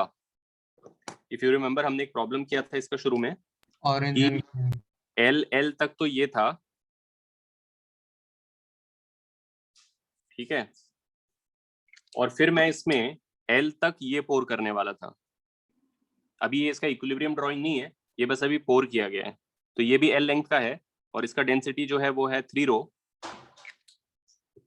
और ये जो है L है, ये 2L है और L है, और इसका डेंसिटी जो है वो है रो। सेम डेटा ले लेते हैं।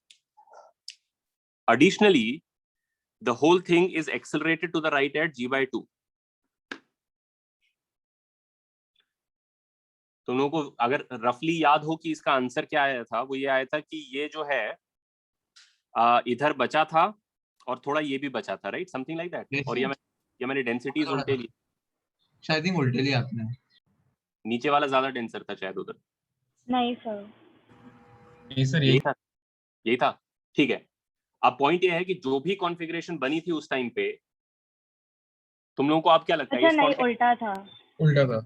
उल्टा ही था शायद, है ना? हाँ, इसको रो ले लो, इसको 3 रो ले लो, ठीक है। तो उसका आंसर तुम लोगों को ऑलरेडी पता है, कुछ आया था इधर 11/7 समथिंग 5/7। मतलब ये हुआ था कि ये लिक्विड पूरा इधर नहीं आ पाया था, ये था और थोड़ा ये भी था और फिर बाकी में इधर ये था, ऐसा कुछ बन गया था। अब with this whole thing now also going to the right, do you think that configuration which was the answer to this problem will shift counterclockwise or clockwise or stay the same?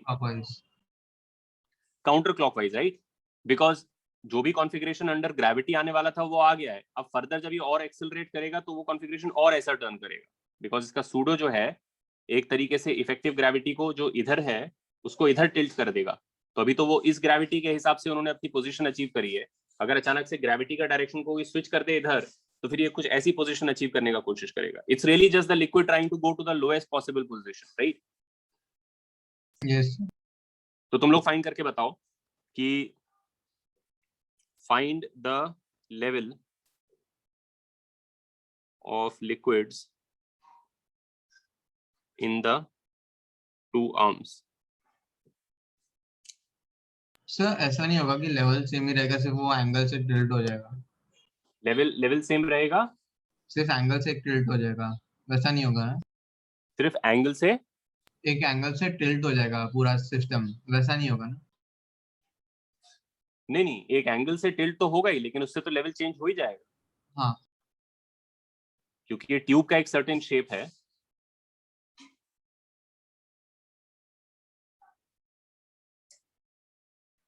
Basically क्या होता है, एक drawing में बनाता हूं, ये इसका solution नहीं है, but just to give you guys a more abstract idea of what is occurring, and I will not really explain this too much, and I will just hope that you guys get the drawing, is that कि tube जो भी हो, container जो भी हो, और final outcome जो भी हो, कि मान लो ऐसा होने वाला है,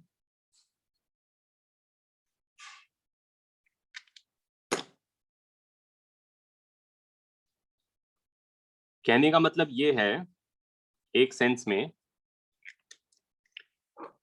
कि जो हमारा ग्रेविटी है, जो हमारा रियल ग्रेविटी है और जो सूडो ग्रेविटी है, उनके कारण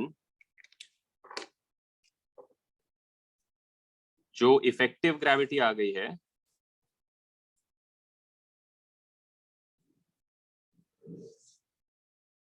उसको अगर वर्टिकली डाउन कर लिया जाए, क्योंकि अब वही ग्रेविटी है, तो एक सेंस में ट्यूब का shape not with standing, I mean the tube could have had, let's say, any abstract shape,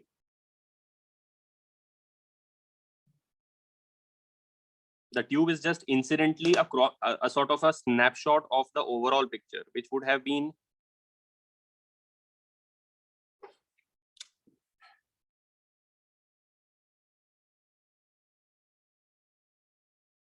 ये ड्राइंग का मतलब समझ रहे हो तुम लोग?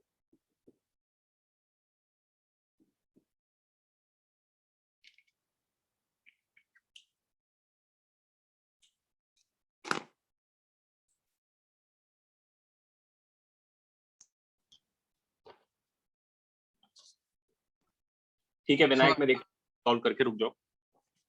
हाँ बोलो।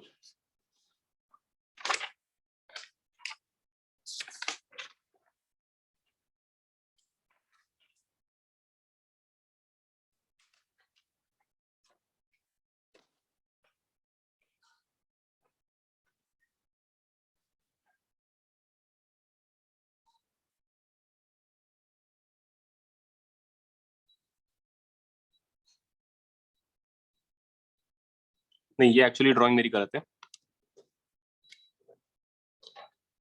आपने वैसा शेप क्यों बनाया? वो शेप तो मैं कुछ भी कंटेनर बनाना चाह रहा था, तो it just happened to be like a wine glass, but ये एक्चुअली कॉन्सेप्चुअली यहाँ पे गलत है, because it has to, even with gravity pointing in this direction, it has to achieve some kind of a, just like in this case also, with actual gravity in this direction, it is not necessarily the case that the other liquid is completely above the first liquid. So it is also not true here. That is not the correct outcome of the situation. तो आप इस case लेना पड़ेगा ना. हाँ, इसको तो वैसे ही करो. अब तुम्हें पता ही ऑलरेडी क्या है स्टोरी. मान लो कि एक सिचुएशन हो रही है x लेके.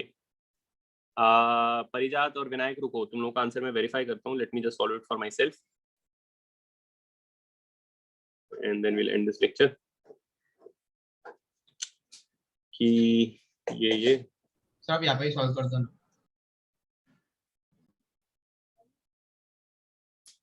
एक सेकंड रुक जाओ. क्या बोल रहे हैं? आप यहाँ पे मेन में ही सॉल्व कर दो ना, खत्म हो जाएगा. ठीक है.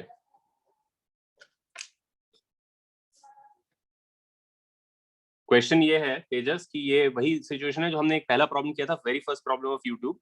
L2L लेंथ का ग्रीन लिक्विड है जिसका डेंसिटी 3 रो है और उसके ऊपर L लेंथ का रो डेंसिटी का लिक्विड पोर किया है. वो प्रॉब्लम में कोई एक्सेलरेशन नहीं था, तो then they achieved some final configuration, right. इस प्रॉब्लम में एडिशनली g/2 से राइट जा रहा है, तो जो भी कॉन्फ़िगरेशन उस प्रॉब्लम में अचीव हुआ था उससे और फर्दर एक कॉन्फ़िगरेशन आएगा, वो तुम्हें फाइंड करना है. यानी दोनों आर्म्स में लिक्विड्स का लेवल तुम्हें फाइंड करना है.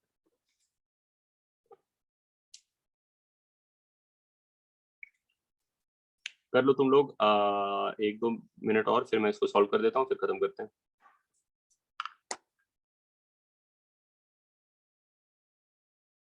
सर आपने जो डायग्राम बनाया था वो गलत क्यों था? वो गलत इसलिए है क्योंकि इस डायग्राम के हिसाब से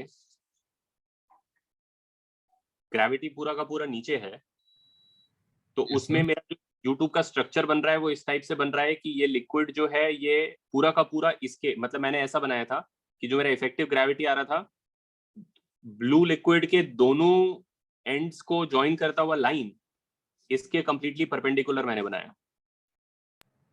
यस सर. तो मेरे हिसाब से इस ड्राइंग के हिसाब से, जो कि गलत है, पूरा ब्लू लिक्विड पूरे ऑरेंज लिक्विड से नीचे है ग्रेविटेशनली,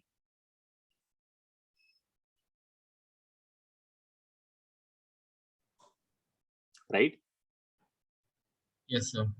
जबकि even when you think about it as a problem, even without the g/2, even if you forget the g/2 and just remember the old problem, क्या उसमें ऐसा आउटकम हो सकता है कि ब्लू लिक्विड के दोनों लेवल सेम हॉरिजॉन्टल लाइन में हो और ऑरेंज पूरा ऊपर बैठा हो? नहीं सर, नहीं हो सकता ना, क्योंकि ये किसके फिर वेट को बैलेंस कर रहा है इधर से. तो वही प्रॉब्लम इसमें हो जा रहा है कि अगर मैं बोल रहा हूँ कि नेट ग्रेविटी के परपेंडिकुलर मैंने दोनों कनेक्टिंग लाइंस बना दिया, तो फिर ये ऊपर इसको कौन इधर से बैलेंस कर रहा है?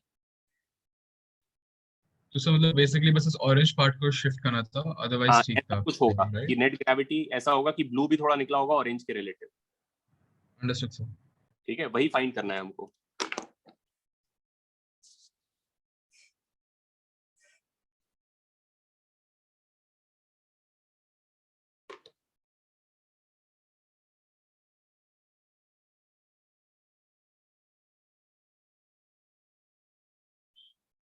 ठीक है, तुम लोग अपना अपना आंसर्स लिख दो, फिर मैं सॉल्व करता हूँ, फिर वेरीफाई कर लेना.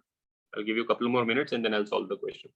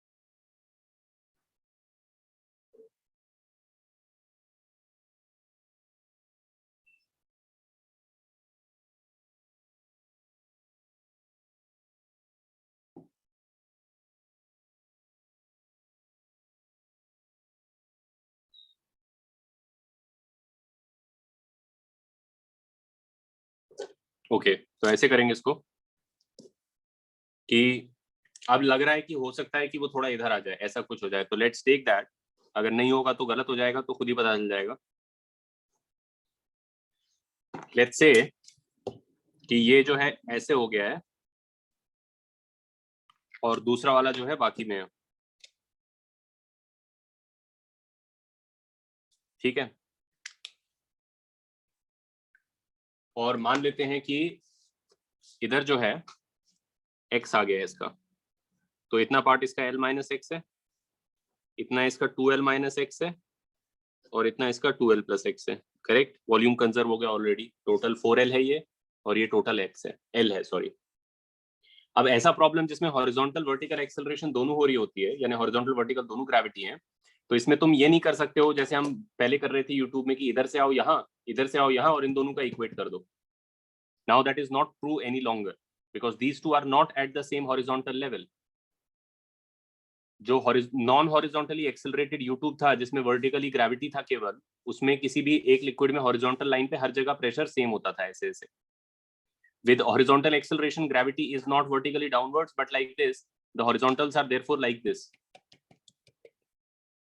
So you can't equate the pressure here to the pressure here. You could equate the pressure at two points like this, but you don't know the angle of that line, right? So instead, what you do in these kind of problems is that you come to a single point via two paths. Call this point P, and we will equate the pressure of P with itself.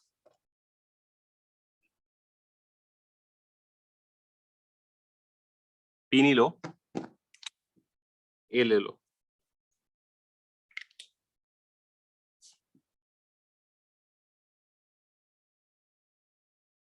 Via two different paths. और वो vertical और horizontal है, तो उनमें तुम्हें पता है कैसे करना है। You start from here. मान लो ऊपर नेग्लिजिबल लेंगे ना, तो उससे फर्क पड़ेगा। क्या चीज? थिकनेस ऑफ ट्यूब नेग्लिजिबल ना, तो उससे थिकनेस ऑफ ट्यूब तो नेग्लिजिबल ही है, वो तो हमारा मेन अजम्पशन है इन सब प्रॉब्लम्स का, ठीक है, उसमें कोई वो नहीं है। तो अब मैं क्या कर रहा हूँ, मैं यहाँ से स्टार्ट कर रहा हूँ पी नॉट प्लस मैं कर रहा हूँ ये वाला 3 रो का है, तो 3 रो जी 2l प्लस एक्स, यहाँ पहुंच गए, हो गया पीए। और एक बार यहाँ से स्टार्ट करेंगे, तो यहाँ से स्टार्ट करेंगे तो क्या लिखेंगे, P ATM plus rho G L minus x, तो यहाँ पहुंच गए। और अब जब ऐसे चलेंगे तो g/2 का इफेक्ट आएगा। कीप इन माइंड, इधर g/2 है और इधर g है, तो ऐसे जाते हैं तो g से ऐड होता है, और ऐसे जाते हैं तो g/2 से ऐड होता है, प्लस रो g/2 x, यहां पहुंच गए, प्लस 3 रो g/2 2l माइनस एक्स। सबको इक्वेशन समझ में आ गया? सर रो नॉट दोनों में सेम कैसे होगा और कैसे पता आपको? क्या चीज सेम होगा? पी नॉट है वो तो ऑब्वियसली इधर जो भी प्रेशर है वही इधर प्रेशर है, ओपन टू एटमॉस्फेयर है।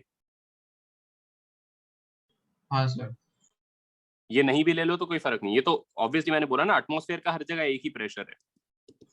Yes sir. बट ये इक्वेशन बाकी सबको समझ में आ गया ना, हर किसी को क्लियर है इक्वेशन का मतलब? यहाँ पे है P naught plus rho into g into 2l plus x, तो ए पे आ गए। रो माने 3 rho into g into 2l plus x, और एक बार यहां से स्टार्ट किया तो P naught plus rho into g into L minus x, फिर ऐसे जाएंगे तो rho into g/2 into x plus 3 rho into g/2 into 2l minus x. When you go down vertically take g, when you go horizontally take g/2। अब तुम इसको equation को solve करके x की वैल्यू निकाल सकते हो। अब मान लो तुम्हारा x आ गया नेगेटिव, तो मतलब गलत है। तो देन यू विल से कि नहीं, एक्चुअली ये ऑरेंज लिक्विड पूरा इधर नहीं आया था, हमने गलत ले लिया है।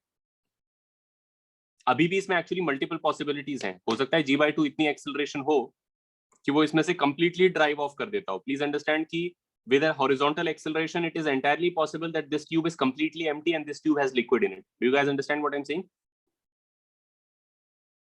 Yes. Yes, sir. Without the horizontal acceleration it would be completely impossible, ridiculous होता कि एक ट्यूब में लिक्विड है और एक में खाली है, क्योंकि खाली का कैसे बैलेंस करेगा इसको। लेकिन with horizontal acceleration it is possible. I mean g/2 से नहीं हो रहा तो g कर दो, 3g कर दो, कभी तो वो हो जाएगा इतना कि इसको पूरा ड्राइव ऑफ करके, इनफैक्ट यहाँ पे भी खाली हो सकता है। और अगर इसमें एक ही लिक्विड डला होता तो I could have totally found a horizontal acceleration at which the whole liquid would have come like this, and it would be empty here as well. So you have to check those cases. You can try it out here and see if you are getting the correct answer. इसको check करके देखना, अगर ये आता है तो यही answer है, अगर नहीं आता तो फिर दूसरा केस एक्सप्लोर करो. By the way, one last thing I will say and then we'll end it. ये तो 2 लिक्विड वाला केस है, तो इसमें हमें सॉल्व करना पड़ रहा है. बट अगर मान लो एक लिक्विड होता केवल और ये L और 2L होता और ये इधर G/2 से जा रहा होता, तो इसका आंसर एक्चुअली तुम लोग बिना ये इक्वेशन लिखे भी बता सकते थे.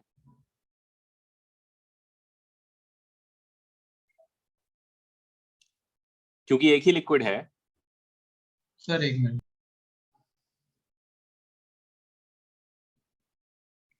You could have simply said कि G/2 को करके G/2 इधर कर दो और G इधर कर दो, तो tan थीटा A/G जो है वो हो गया हाफ, यानी पूरा चीज tan थीटा पे टिल्ट हो जाएगा. मतलब इस ड्राइंग के हिसाब से तुम बस tan थीटा पे बना दो, वो जहां पर भी जाता हो उतने में लिक्विड होगा. तुम लोग समझ रहे हो? सर बट ऐसा एंगल क्यों लिया आपने? tan थीटा से कैसे डायरेक्ट? क्योंकि वो वही एंगल है. Like if you take 2 and you say okay इतना एंगल बन रहा है और ये वही एंगल है, इट मेक्स नो डिफरेंस कि 2 ट्यूब हैं, 4 ट्यूब हैं, 10 ट्यूब हैं या इनफाइनाइट ट्यूब हैं, ताकि पूरा कंटेनर है. समझा सर. समझ गए सब लोग ये? ठीक है. Yes. All right, so we'll end it here today. I will be sending you some more problems. मैंने कल दिया था तुम लोगों को, लेकिन उसमें एक्सेलरेशन वाले मैंने नहीं दिए थे. आज मैं उसमें ऐड कर दूंगा, तो तुम लोग वो भी अटेम्प्ट कर सकते हो. इसको सॉल्व कर लेना. आई थिंक ये नेगेटिव आ रहा है. श्रेया तो बोल रही थी नेगेटिव आ रहा है. सर ऐसा a का सर वैल्यू -12/5 आ रहा है. अच्छा ठीक है, तो फिर दूसरा केस लेके देखो और उससे सॉल्व करो कि पूरा लिक्विड ऑरेंज पूरा, बाकी लोग छोड़ सकते हैं जिसको जाने. क्लास खत्म हो गई है, ठीक है. सो if you don't have any doubts you can leave the class. अब ये वाला केस लेके देखो कि जो चला गया,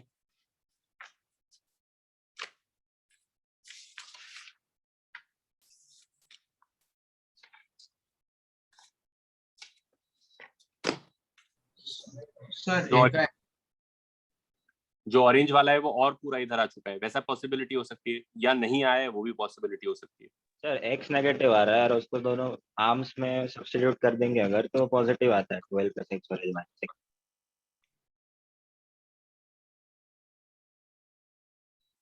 अगर उसको आर्म्स में सब्स्टिट्यूट कर देंगे तो पॉजिटिव आता है. मतलब नीचे वाला ब्लू लिक्विड राइट वाले कॉलम में भी होगा, इसका मतलब वो हुआ ना. हाँ, अगर x नेगेटिव आ रहा है तो मतलब ये पूरा घुसा नहीं है, तो अभी भी एक्चुअली ब्लू वाला लिक्विड आया है. सर इसमें a का ऐसा कोई वैल्यू होगा क्या, नॉट इनफाइनाइट, जिससे पूरा कंटेनर ही खाली हो जाए? नहीं, कि इनफाइनाइट पे ही होगा वो? इनफाइनाइट पे ही होगा. Okay sir. मतलब horizontal acceleration must be infinitely larger than the vertical acceleration, so that ये इतना बड़ा हो गया कि जी उसके सामने ड्वार्फ हो गया, so that effective gravity he almost horizontal हो गया. Yes sir. तो सब सारा लिक्विड फिर इसमें आ जाएगा और इसमें से नीचे गिर जाएगा. फिर भी सर थोड़ा तो रहेगा ना नॉर्मल फोर्स पे इसमें? मतलब ठीक है, ओके. इट्स लाइक सेइंग कि ग्लास में अगर पानी और मैं उसको हॉरिजॉन्टल कर दूं तो कुछ लिक्विड इसमें रहना चाहिए, नहीं रहना चाहिए. जो उसका आंसर है वही इसका आंसर है. समझा सर. श्रेया नेगेटिव का मतलब होना चाहिए, अगर ये नेगेटिव आ रहा है तो प्रोबेबली इसका मतलब ये है कि ये अभी भी उधर है थोड़ा, मतलब ब्लू लिक्विड है उसमें.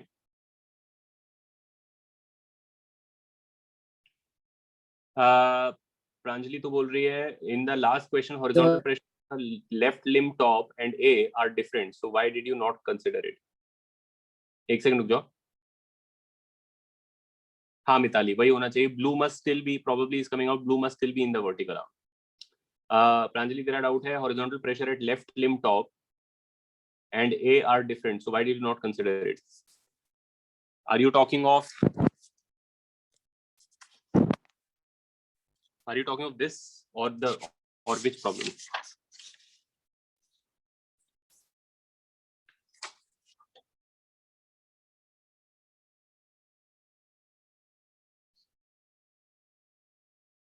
प्रांजलि तेरा डाउट मेरे को क्लियर नहीं है, फिर से बोलो या फिर बताओ कौन सा है. हर्षित तो बोल रहा है in the last question in a way you have taken the horizontal pressure at P from path 1 to be 0 as a standard. Are we permitted to do this? In the last question in a way you have taken the horizontal pressure at P from path 1. In the last question from path 1 to be 0? Yes sir, मतलब यहाँ पे हमने horizontal pressure कुछ नहीं लिया है and second part से आते हुए हमने L-x और x ऐड किया है। मतलब तुम कह रहे हो कि यहाँ से यहाँ जाने में हमने इसका इफेक्ट नहीं लिया है? हाँ नहीं लिया है क्योंकि ये पूरा डिस्प्लेसमेंट उसके परपेंडिकुलर है।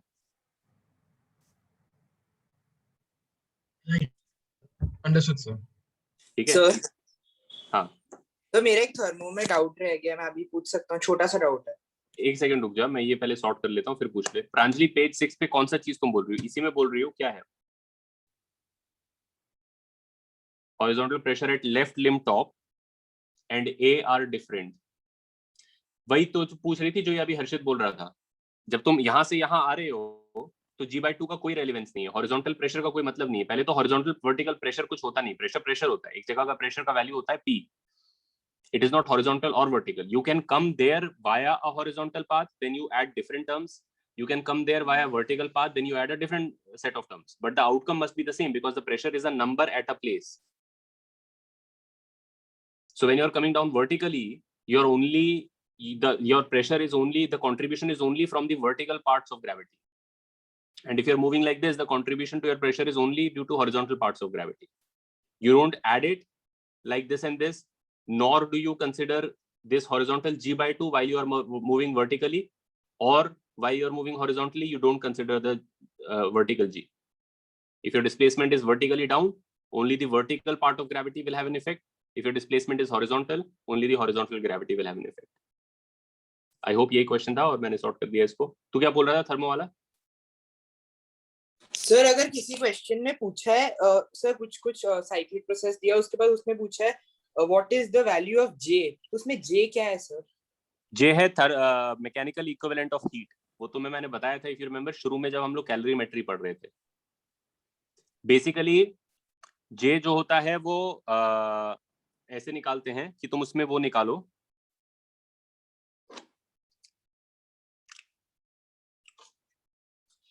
J जो है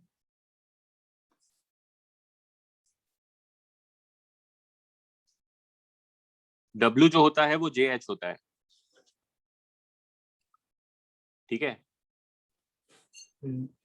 तो अगर वर्क डन, अगर तुम वर्क को हीट में कन्वर्ट कर रहे हो तो उसका जो कन्वर्जन फैक्टर है, जो एक्सचेंज रेट टाइप है, बेसिकली था स्टोरी ये था कि वर्क और एनर्जी अलग प्रॉपर्टी होती थी और हीट अलग प्रॉपर्टी होती थी, और हीट का यूनिट कैलोरी में होता था और वर्क और एनर्जी का जूल में होता था, when heat was not thought to be a form of energy. Understood sir, understood, समझ आ गया। And then they had like, then once they realized by doing that joule experiment, by doing work and then making heat out of it, कि भाई block नीचे गया तो work हुआ लेकिन पानी गर्म हो गया है, और जितना ब्लॉक नीचे गया उतना ही पानी गर्म हो गया है, तो therefore all that mechanical energy has become heat. They understood that they are one and the same thing. Now since they had a different set of units historically, and from this point onwards they had to basically say these are the same thing. आज की date में अगर हमें पता चलेगा कि length और time कल को कोई डिस्कवर करे कि एक ही चीज होती है, आई मीन अबसर्ड है लेकिन मान लो हो सकता है, तो फिर ये भी तो फाइंड करना पड़ेगा कि 1 किलोमीटर कितने सेकंड के बराबर होता है, तो कुछ कन्वर्जन फैक्टर रहेगा उसका अल्फा, वो चीज ये है। हां J is almost always 4.2, मतलब 1/4.2। हाँ ये तो फिक्स्ड है, अब तुम्हें पता है। So now you think of it as the conversion factor between the unit calorie and the unit joule, but what it is really is the unification factor between energy and heat. ठीक है, सो मुझे HC Verma से एक question था कि एक second रुक जा, मैं ये पहले इसके सॉर्ट कर लेता हूँ सारे जो अभी टॉपिक के हैं। रिदम तो पूछ रहा है, can we consider the second liquid as the first one with same density with length L/3?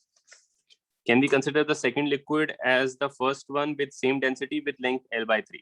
देख, in terms of pressure and all, या बिकॉज रो जी एच करने वाले हो तो तुम अगर उसकी डेंसिटी को 1/3 कर दो तो हाइट को ट्रिपल कर सकते हो, वो ठीक है, लेकिन क्योंकि प्रॉब्लम स्पेसिफिकली है इन टर्म्स ऑफ कि कितना लेंथ रहेगा, तो उससे तेरा सेम आंसर नहीं आ पाएगा। तू समझ रहा है? प्रेशर के एक्यूमुलेशन में के सेंस में वो इक्विवेलेंट है कि मेरे पास अगर 1 मीटर कॉलम है 1/3 डेंसिटी का वर्सेस 1/3 कॉलम है 3 टाइम्स डेंसिटी का, तो उनका आउटकम इफ सेम है at the bottom, in that sense they are equivalent. But since the problem itself is asking you कि भाई finally levels क्या होंगे, तो वो आंसर तेरा चेंज हो जाएगा अगर तू इसको रिप्लेस कर देगा with the same liquid of this thing. Sir हम लोग लेंथ लेफ्ट वाले साइड का फाइंड कर सकते हैं ना, फिर क्योंकि अगर हम लोग राइट वाले में अगर लिक्विड डाला है तो उसका हाँ अगर हम लोग चेंज कर रहे हैं तो हम लोग का एंडिंग में जो आंसर आएगा वो लेफ्ट वाले का तो सही होगा, और फिर वैसे हाँ, ये ठीक है, ये कर सकते हो तुम, राइट में डाल के उसको कम कर दो और फिर बोलो कि लेफ्ट वाले में मेरे को मिल गया, और फिर रिवर्स में उसको इंजीनियर कर दो कि अगर इतना आया तो Yes. उसके ऊपर 3 टाइम्स, ठीक है, that you can do, fair enough.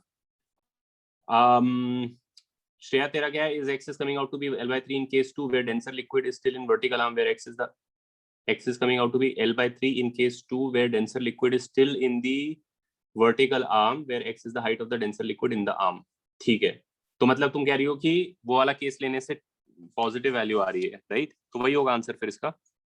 I don't remember पिछले वाले केस में हमारा आंसर क्या आया था, बट यू आर सेइंग कि ये L/3 पे आ रहा है इधर और उसके ऊपर वो L पे है, हो सकता है। तो 4L/3 इधर हो जाएगा टोटल और बाकी बचा हुआ इधर हो जाएगा, ठीक है, ओके, वो होगा उसका आंसर। फिर अगर उससे कोई अब्सर्डिटी नहीं आ रही है तो then that is the correct answer.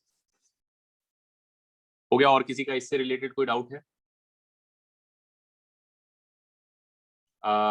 ठीक है, और किसका? ये क्वेश्चन का आंसर मुझे पता नहीं, लेकिन ये बता रही है कि इसका आंसर ये आएगा कि ये ब्लू लिक्विड इधर रहेगा अभी भी और इधर उसका L/3 लेंथ बचेगा ब्लू लिक्विड का। तुम करके देख लो अगर वही आता है तो। और किसी को कोई डाउट तो नहीं इसमें? हो गया, ऑलराइट। हर्षित तू क्या पूछ रहा है? If we place a gas cylinder on a van and the van moves, does KE and T increase? हाँ देख, of course the T increases, the kinetic energy increases because the center of mass also starts to move, so they also, all of them acquire an additional speed because of the whole thing moving. But as to whether temperature increases, that has to do with the fact that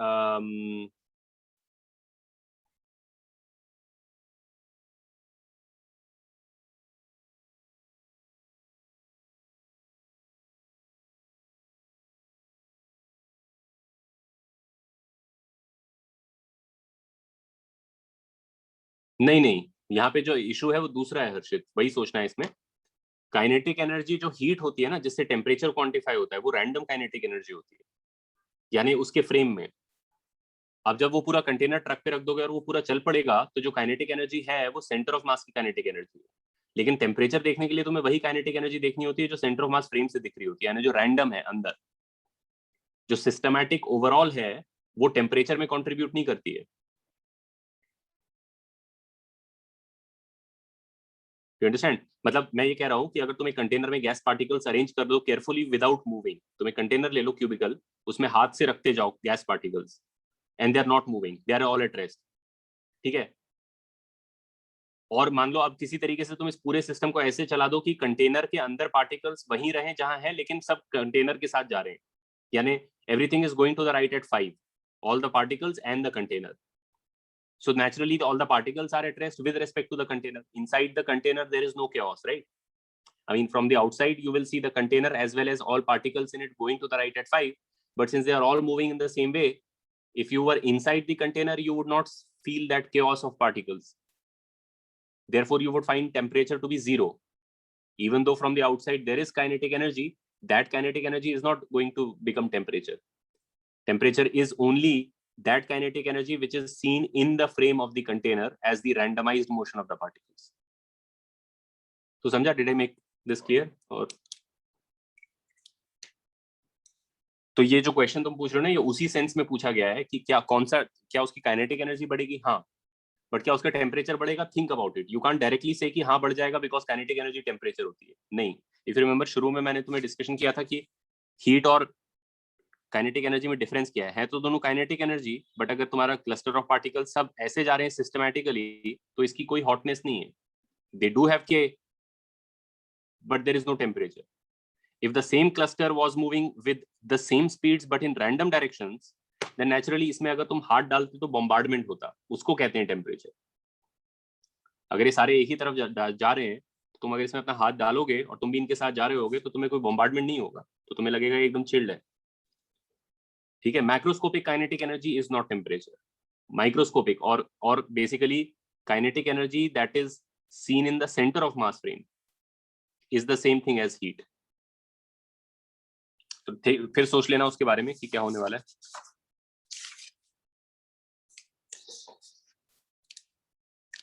ठीक है, खत्म करते हैं फिर।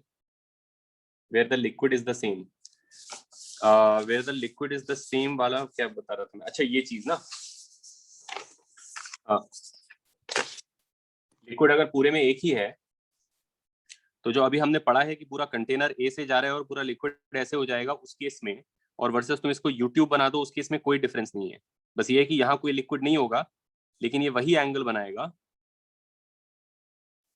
जो बनता है। बीच में लिक्विड नहीं है बस, तो तुम डॉटेड लाइन से बना दो उसको, बट एंगल वही बनेगा। एक और कैपिलरी होता उसमें ट्यूब होता तो उसमें उतना ही आता जिससे वो एंगल मेंटेन रहता।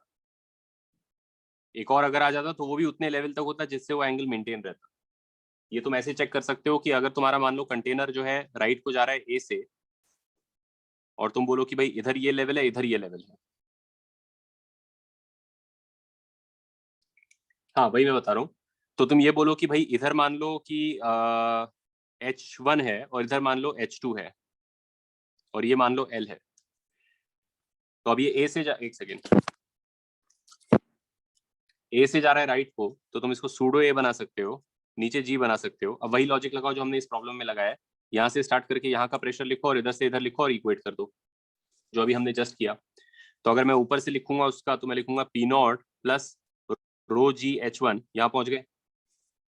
और इधर से लिखूंगा तो लिखूंगा P0 plus rho g H2 plus rho a L, तो यहाँ पहुंच गए।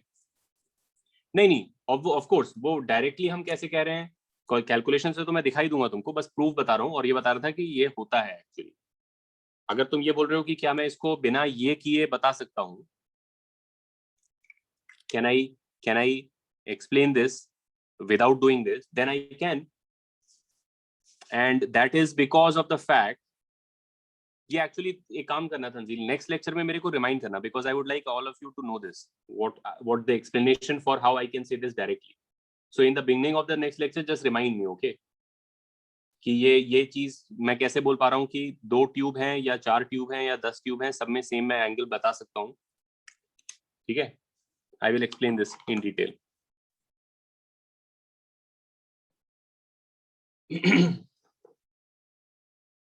फिर क्या बोल रहा है तू?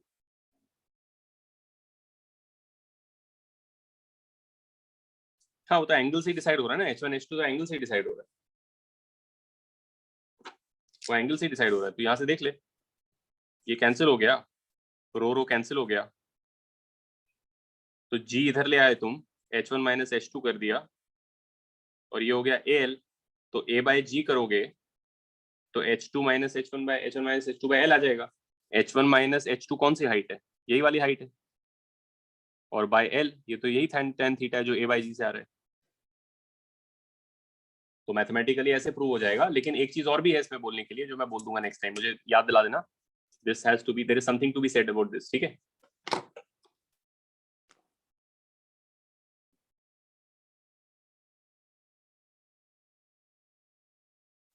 हेलो